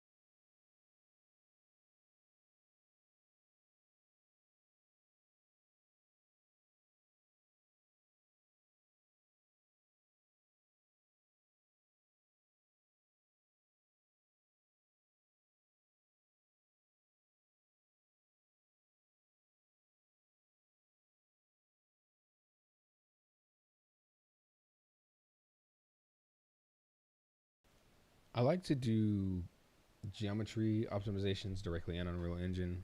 I'm not a big fan of Blender, but I use it when I have to.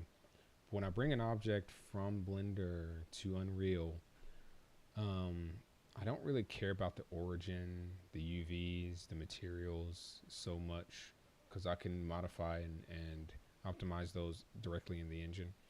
So what I'll usually do is I'll go to File, Export, and we'll do an FBX export. I take into account the orientation of the asset. Origin position doesn't really matter so much, but I know that -y is, this object is forward facing on the axis, the y-axis, but it's -y is forward, and then z is up. So in the export, to the right under transform, we'll do -y forward, and it should default to z up. If not, set z to up, and then under geometry, we'll change the smoothing from normals only to face. And then I'll export this FBX in a folder dedicated to my project and change the name. So we'll just say electric underscore fireplace, and then export FBX. I'll close, don't save, and I'll go into, let's say, imported assets. We'll do a new folder called fireplace, and then I'll grab that FBX, drag it into the window, and we'll import with all the textures and materials, even if we decide we're going to replace them later. And I'll filter this out so I can see how many static meshes there are. There's 12. How many materials? 5. How many material instances? Usually 0. But I can probably reduce these material instances to maybe a few. The coal for this fireplace is 1 material. There's a bulb, some glass. We've already got glass in the scene we can use. We've got metal we can use. Don't know what it will do about the bulb, but the coal is the important one that we do want to reference when creating a new material instance from our master material. So let's go into the folder that came with this, and let's see how many textures we might be missing. There are a lot of textures. Whether we use these textures or not depends on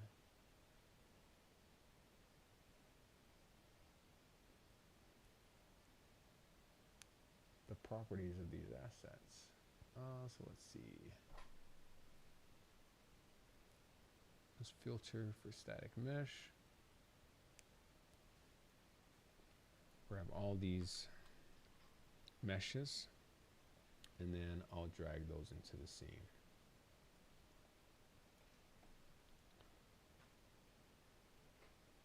Already I can see some materials didn't come in like they are supposed to. But before I do anything at all, once I have all of these selected, I will click on this new folder icon so that all these meshes can be put into a folder. So we'll just call this fireplace. I'm going to go to the very top of my outliner and shift click the accordion to close the accordion. And that'll close all the nested accordions. And then we'll open the main accordion. All my folders will be closed, and then we'll be able to see whatever this is. So this was part of my chair that I think I can delete. Where's this box? Oh, it's the box I created. I can delete that. All right, so now my fireplace is nested inside of a folder.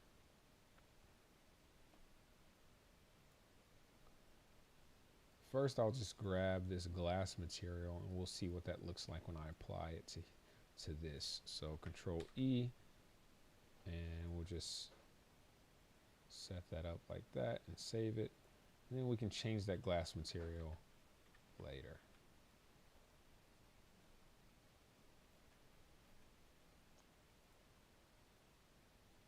You know, it looks like we're missing some albedo, because in this fireplace folder we should have a red texture, which we don't. So again, I go to my master material, we'll create a material instance. I'll just take the one that I already have. Excuse me. And then we'll move that over to the fireplace folder. We'll rename it. So F2, so mi underscore fireplace, we'll say coal.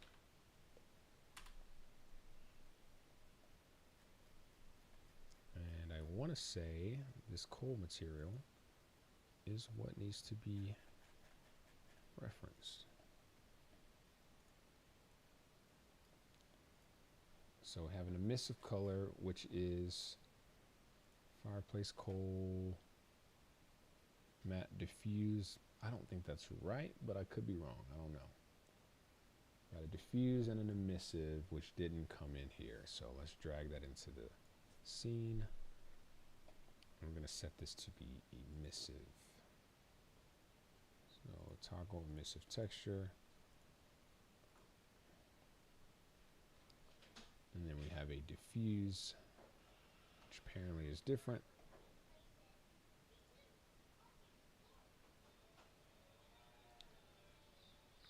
You're fine, Zeppelin.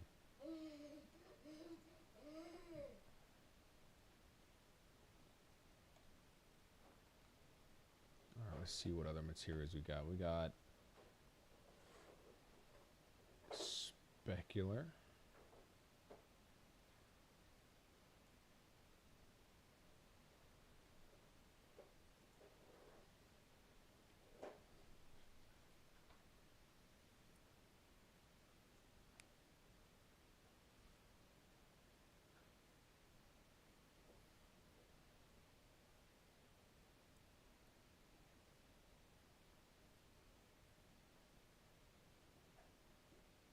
Glossiness and normal.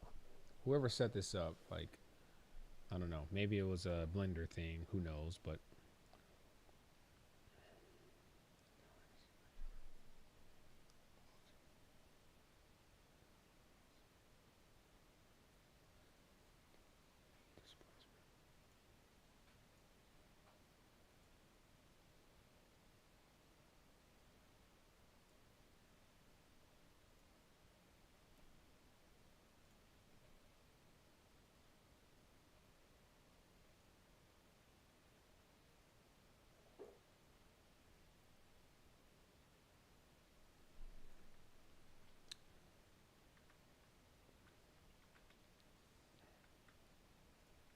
so let's just grab all of these and hit Control E. Let's see what it looks like when we replace this material.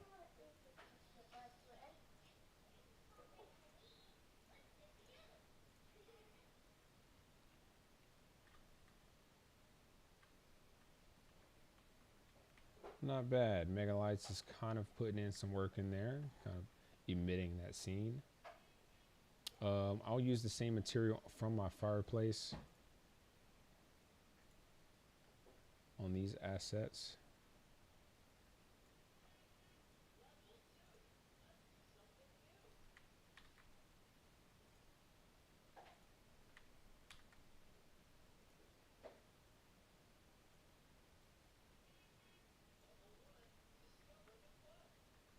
And let's see if there's anything else. If I start hiding assets, Control E.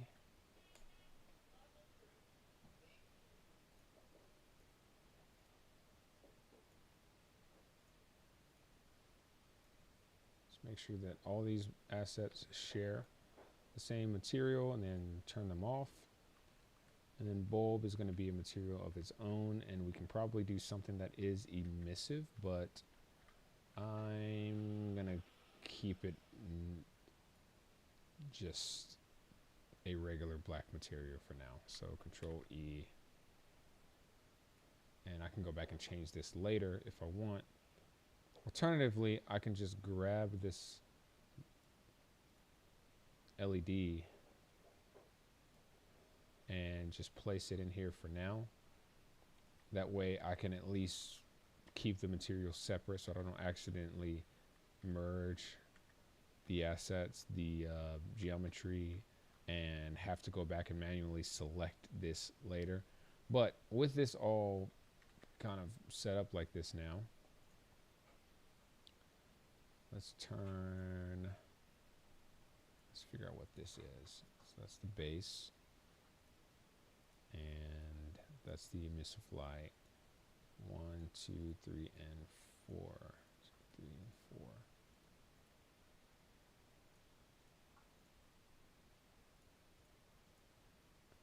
The only thing that I don't want to merge would be the glass.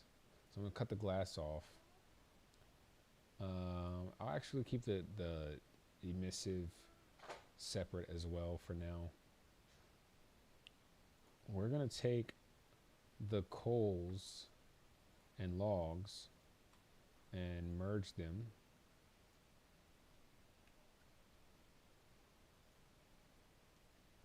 And then the rest of these assets that are visible, merge those.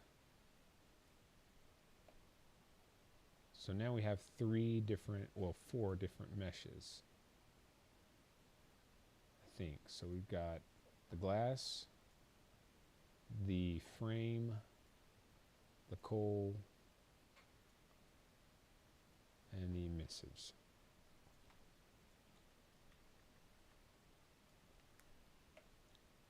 I'm going to do a pivot edit, and we're going to set this to, let's see, where's front? All right, so if that's front, I'm going to set it to center bottom. And rotate this 45 degrees.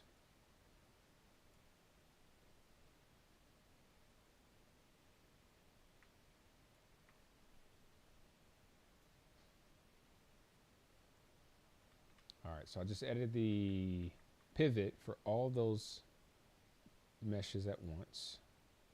Let's save everything.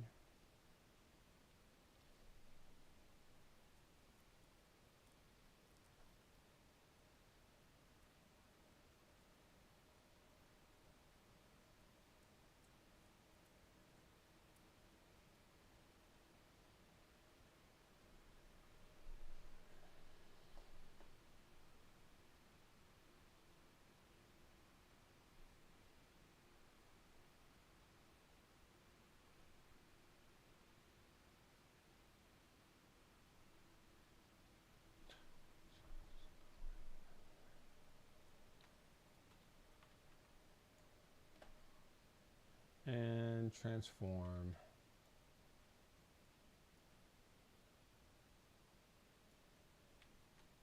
Let's see if we can get this scaled properly.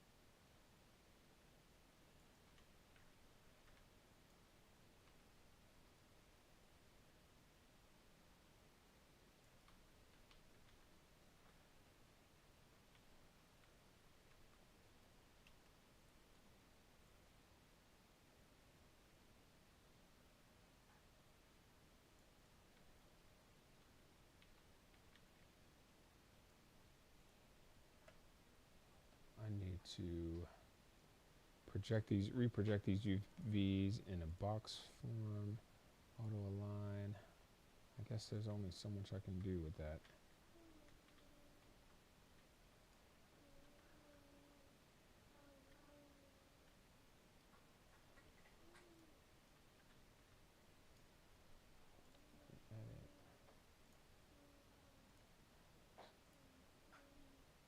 All right.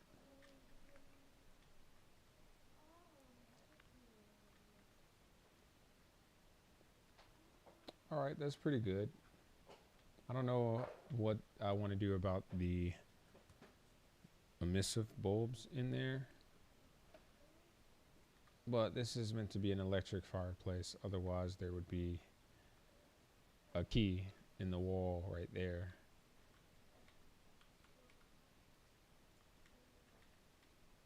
And it helps to know those things.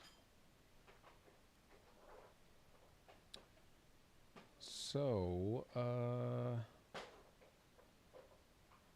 now that I have all these materials set up the way that I want, and if I look into my details panel, wherever that went, window details 1, 2, 3, and 4 right here. When I select each object, what we want to do is make sure that there is only one element in the materials drop down, not 2 or 3. So if I select this emissive object, there's only one material. If I select my merged like box, like the actual frame of the fireplace, there's one material. We already know the glass is 1, and then this coal is 1. That's important. I can then take the coal, the box, the emissive, Actually, let's take the box in first and then the emissive and the coal. Let's merge it so the box can be the first input object that we replace. Let's hit accept. And then, as you can see now, there will be 3 elements. There's the frame, like the main material, there's the emissive material, and then there's the coal for one static mesh. And then the glass is separate. That means I can convert this to nanite without having to worry about the glass until I upgrade to a new engine version where nanite is already compensating for any translucency. Zeppy's a lot of golfers out today. So I'll go and search for this in the content browser. And then we're going to start renaming some stuff. So we'll rename this fireplace. I don't know, baby, not yet. Static mesh filter. I can delete everything except for the glass. So let's search for the glass. So I think it's right here. So let's grab everything else.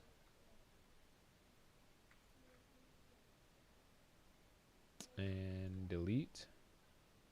So we're now deleting 10 static meshes. And then let's rename the glass. One thing that you could do is for any glass that kind of shares the same thickness throughout the scene, like window, or whether it does or not, if it's just a 6-sided box that you turn into glass, you can instance that glass across the scene in all of your windows, in the fireplace, for any other asset that has glass, and just scale it to fit into place for where that glass is. Since the material doesn't necessarily need a UV, it can use a world space UV inside of the material setup, and you'll only have one static mesh for all your glass throughout the scene.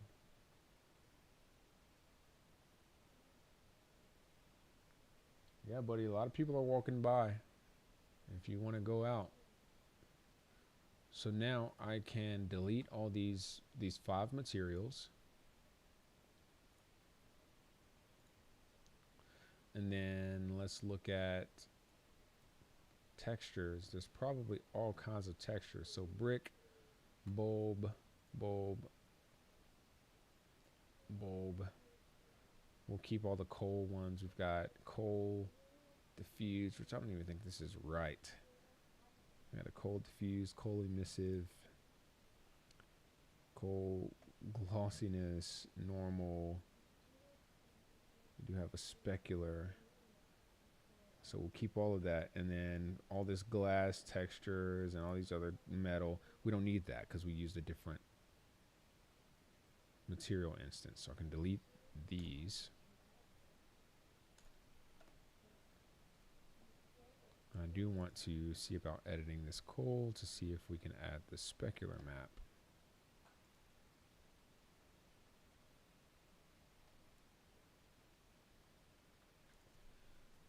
Excuse me again.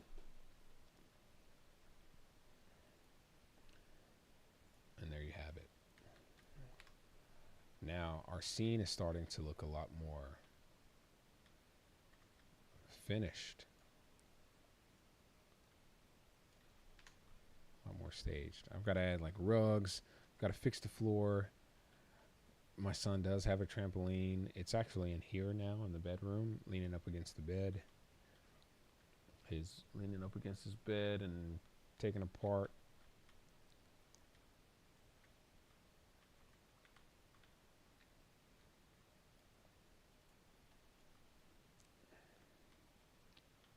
I'm going to move this chair into a different room. I think.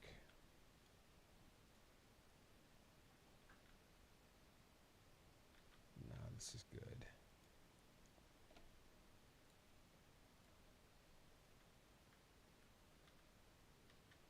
Let's turn off the skylight.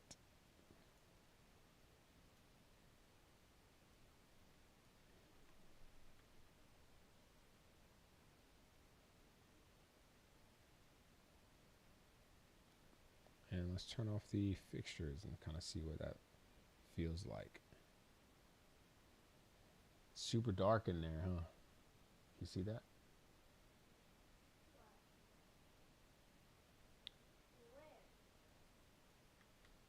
In this scene. This makes me want to add a Christmas tree. What will the environment you're making be used for? So the environment is... Go ahead, tell me, baby. Can you place me after you do this? After you do all this stuff. How about you do Hey, look, come what? to me. How about when I'm done, we go play outside? You want to still golf balls today or no? No. Dad? Okay, look at me. You want to play outside? With your toys? Yeah. And the ball? What ball? The launch ball. Let's not play with that today. Let's just sit on the porch and play together. Not with the chair, because I'm too bored sitting down. Okay, and you don't want to sell golf balls today either. No, I just want to play on the floor in here. In here? Yeah, because I want to play with. Because I figured out that I found a new pretend in my head, in my imagination. Can you remember what it is when I'm done? Yeah. Okay. But how about you do the last thing that you want to do, and then can you come play with me? For sure. One more thing. That's I got it. I'll let you know when I'm done. It's not gonna be long. Okay.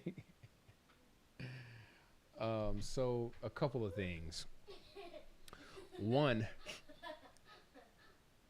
I'm testing my ability to create a digital twin of our physical space. This room is where I started. And I'm using that for augmented reality and virtual reality experiences so that I can kind of sell this as a service to builders, interior designers, or anybody in the architecture and real estate space. Two, I'm using these digital twin interiors as a way to stage the interiors for my metaverse environment, which is a full digital twin of downtown Memphis.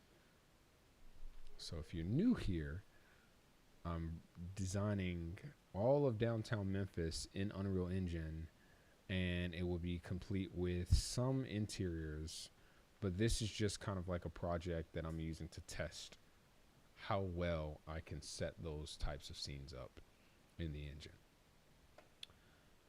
The third thing is virtual production. So let's see, window details 4, let's move this back.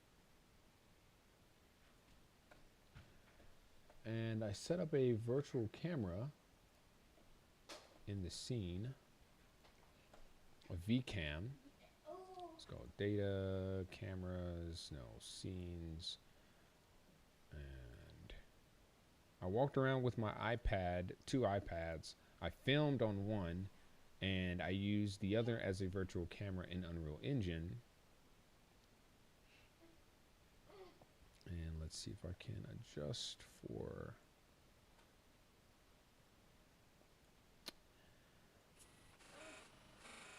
And I'm using that for augmented experiences. So let's preview what that looks like.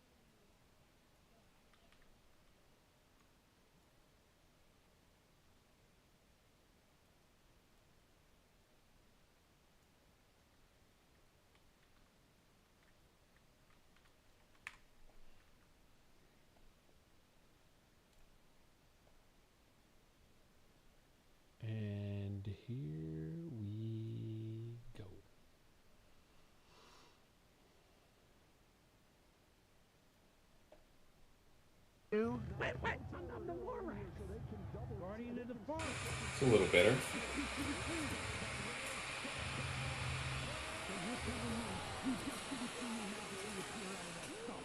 But all the lightning and thunder and stuff.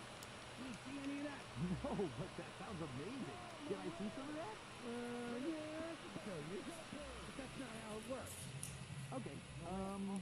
Didn't really happen. Oh, I know what you want. I got one of these for the cutest little guy I ever saw.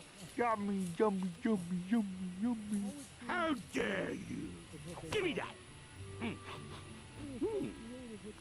Oh, I'm gonna eat this, but I am highly offended by it.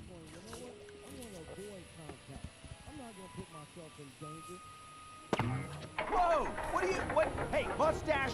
Will you stop that? What's your deal, man? Time for you to go, beanpole. Pull him right out. Just gonna run him right back in.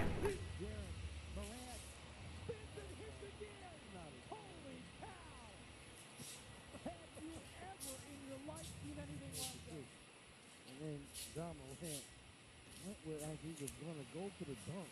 Hey, this one even better. He goes as it's a dunk. I can't dunk it. Feel the wherewithal. Yeah, that's it. It's a few hundred miles. Based on the railways, everything in there is told us that's gotta be where they're headed. That's where they're taking me. We take everything. Follow the roads where we can. And make it back to Canada. A week. So I can control the player while this VCAM take plays through, which is really cool. So virtual production, it's multiple things that this project is for. I do. So I got my controller, It's been a few years, but and I'm Been moving there. my mouse around, which is rotating my character. the last city. That's what we can call it. Step back about right here. Resync this up. If that city is There you go. okay, that's good. That's the Mayans thing.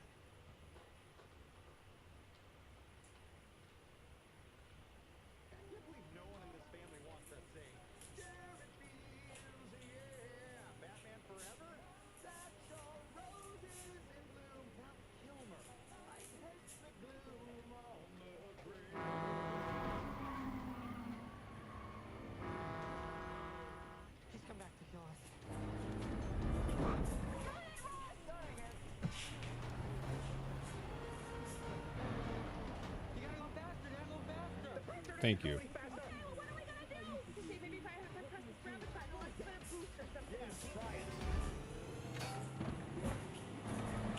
Oh.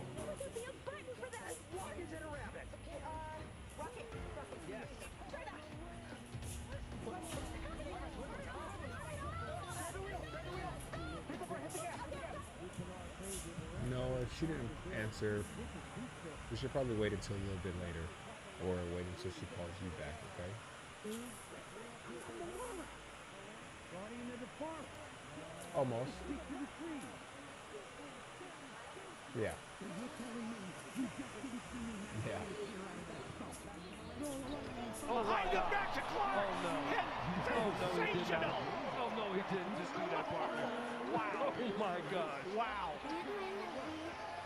Dad? To know that he was the second quarter, I should say, 8 points in the quarter. And he'll sit down, and it's Morant time. Wow, what a finish under Rudy Gobert. Morant with 10 to shoot. Two-man game with Bain. Oh, wow. Going behind the back, attacking, wow. hanging, and hitting. Watch this move. Watch the behind the back. The behind the back happens as a defender's there, but he's still going forward. Look at this, forward. And I said it years ago. The thing about John Morant that is mesmerizing is that he changes direction, but he doesn't go side to side. He changes direction. Shot clock down to 8. Avdia, repair, pass over his head.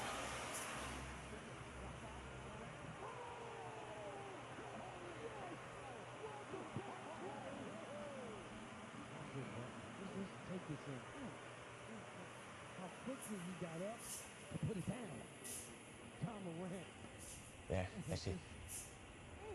It's a few hundred miles. Based on the railways, everything that air told us, that's gotta be where they're headed. That's where they're taking me. We take everyone we can fight. Follow the roads where we can. We can make it back within a week. A week. It took us 6 months to get here. We got over 100 kids here now. We can't just hang out here after what we just told. Wander off to some random point in the map. You don't even know what's there. I do. Man, look, I'm trying to tell you. Come down to my hood and play with me. All he did was bring the Grizzlies with him. So now look at this, Jaron Jackson Jr. running the floor, takes the contact, a nice finish by him. This is fun to watch. That's the Lions. Morant going behind the back, down the lane. Leaves it for Clark, who scores. Didn't get another stop.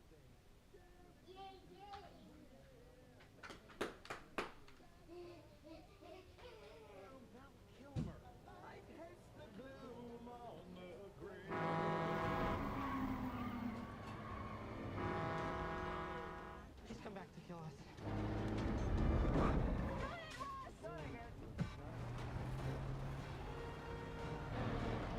You gotta go faster, Dad, go faster. The pressure doesn't go any faster. Okay, well, what are we gonna do? You see, maybe if I press this grab it side, I'll like give it a boost or something. Yes, try it.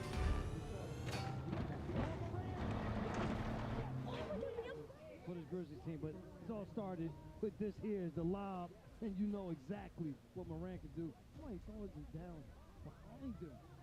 Conchar, back tap rebound. Morant will reload and try again. Conchar, another offensive rebound. Morant behind the back, in the lane. He scoops, he scores, he fouls.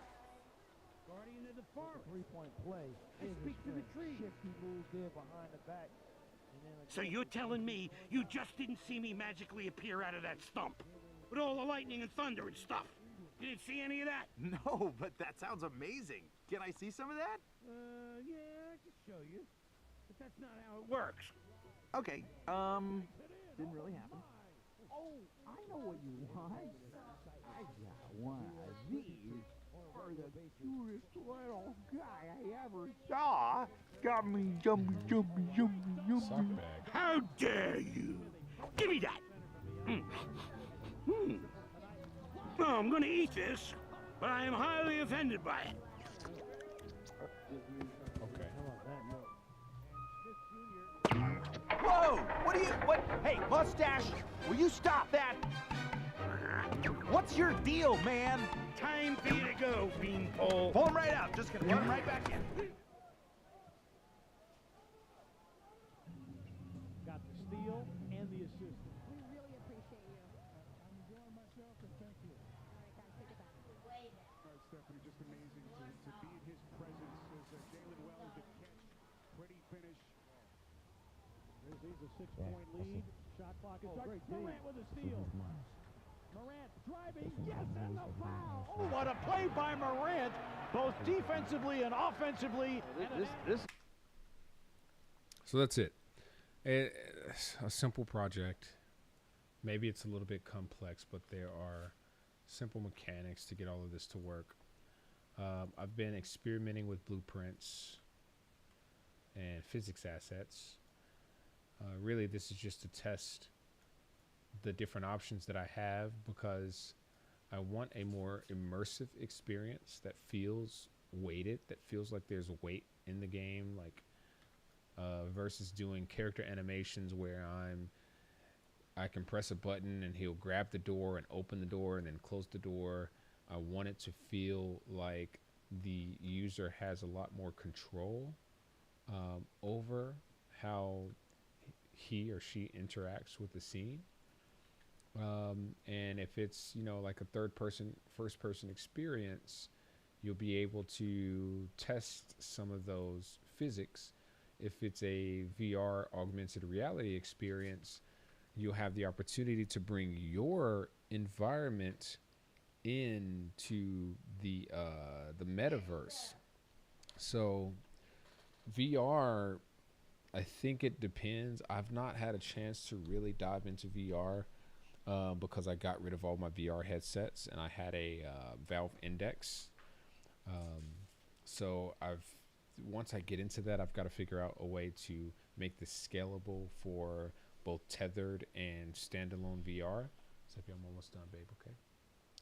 And the idea is to be able to synchronize a augmented headset that has like pass-through vision with a real environment, but then invite your friends into that virtual space while you're living in the physical space. So this is a digital twin of our actual basement. This whole scene is our whole basement, 1-to-1 scale.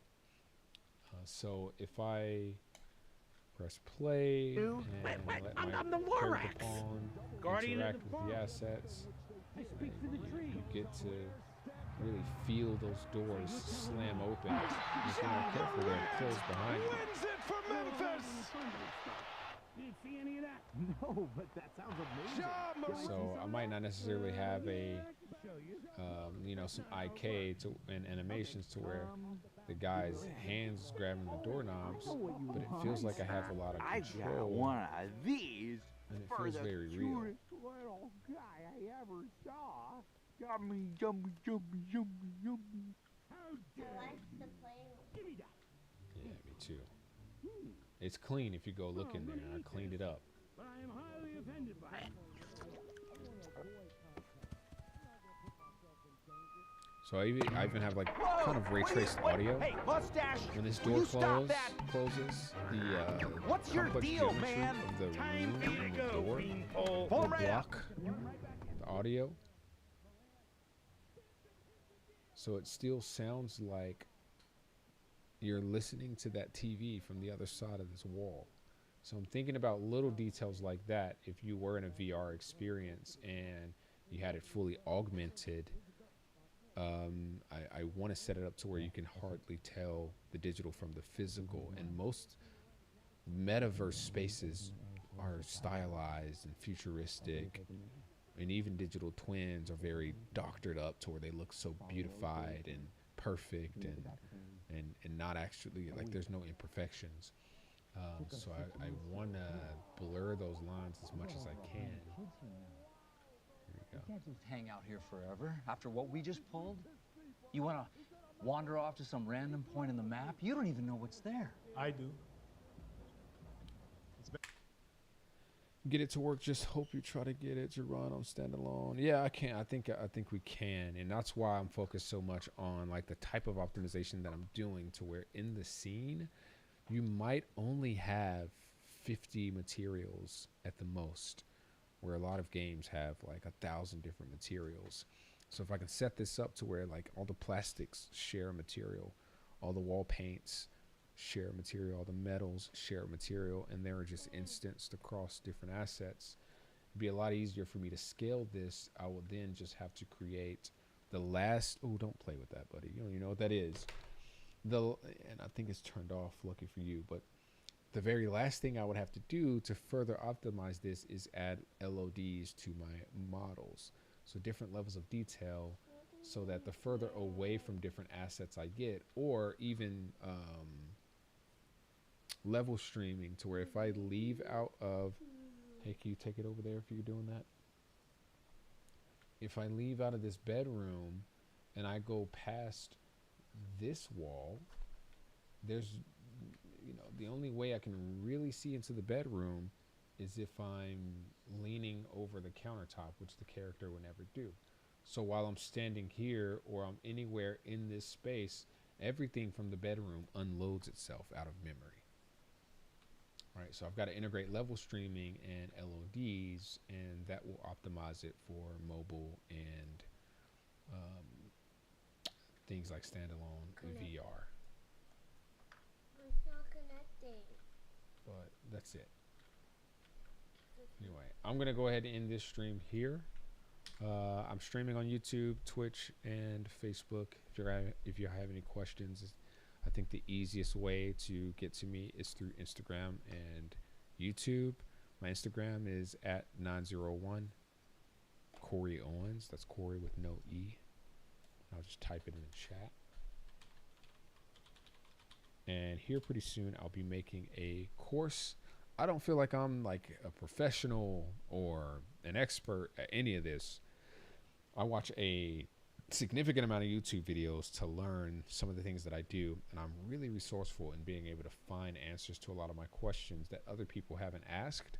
Typically you can go to Google, ask questions, and you can find answers other people have to those same questions other people have asked in forums. But I'm doing things in a way that people mostly haven't done. So I've got to nitpick and get different pieces of information from different places.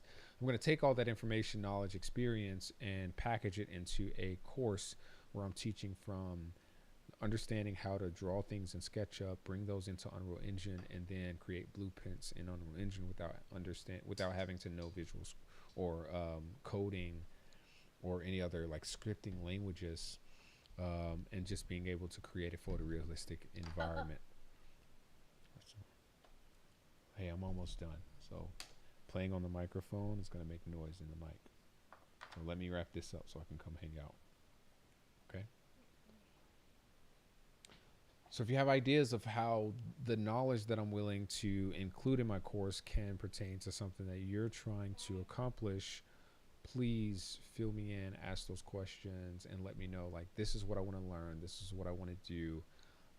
And I will do my best to incorporate answers and resources in those courses.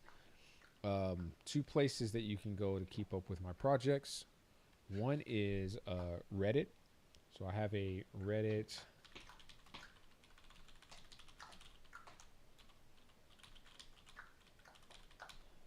called Memphis Metaverse. Another Reddit that I have that you can kind of keep up with what's going on in digital twin space. I'm the moderator for is Digital Twin. And then I have a Patreon. I think it's C. Let me see what my Patreon is.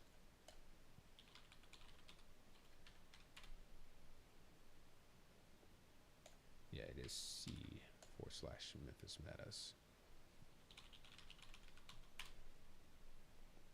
And then YouTube, just search the same username. That's my Instagram at 901 Corey Owens. I will have the course and all of the assets and files for this project from, bless you, from SketchUp and Unreal Engine uploaded to Patreon. Once I get to a point that I am completely satisfied with how the scene is staged, the whole project, all the assets and files that come with the project will be uploaded to Patreon. So even if you're the lowest tier member of, I think like it's $5 a month, you'll be able to download all of this. So I hope y'all are enjoying the progress. I know it's slow progress, but I'm keeping things optimized so that hopefully when other people download them who don't have a beefy machine, they'll be able to run the project.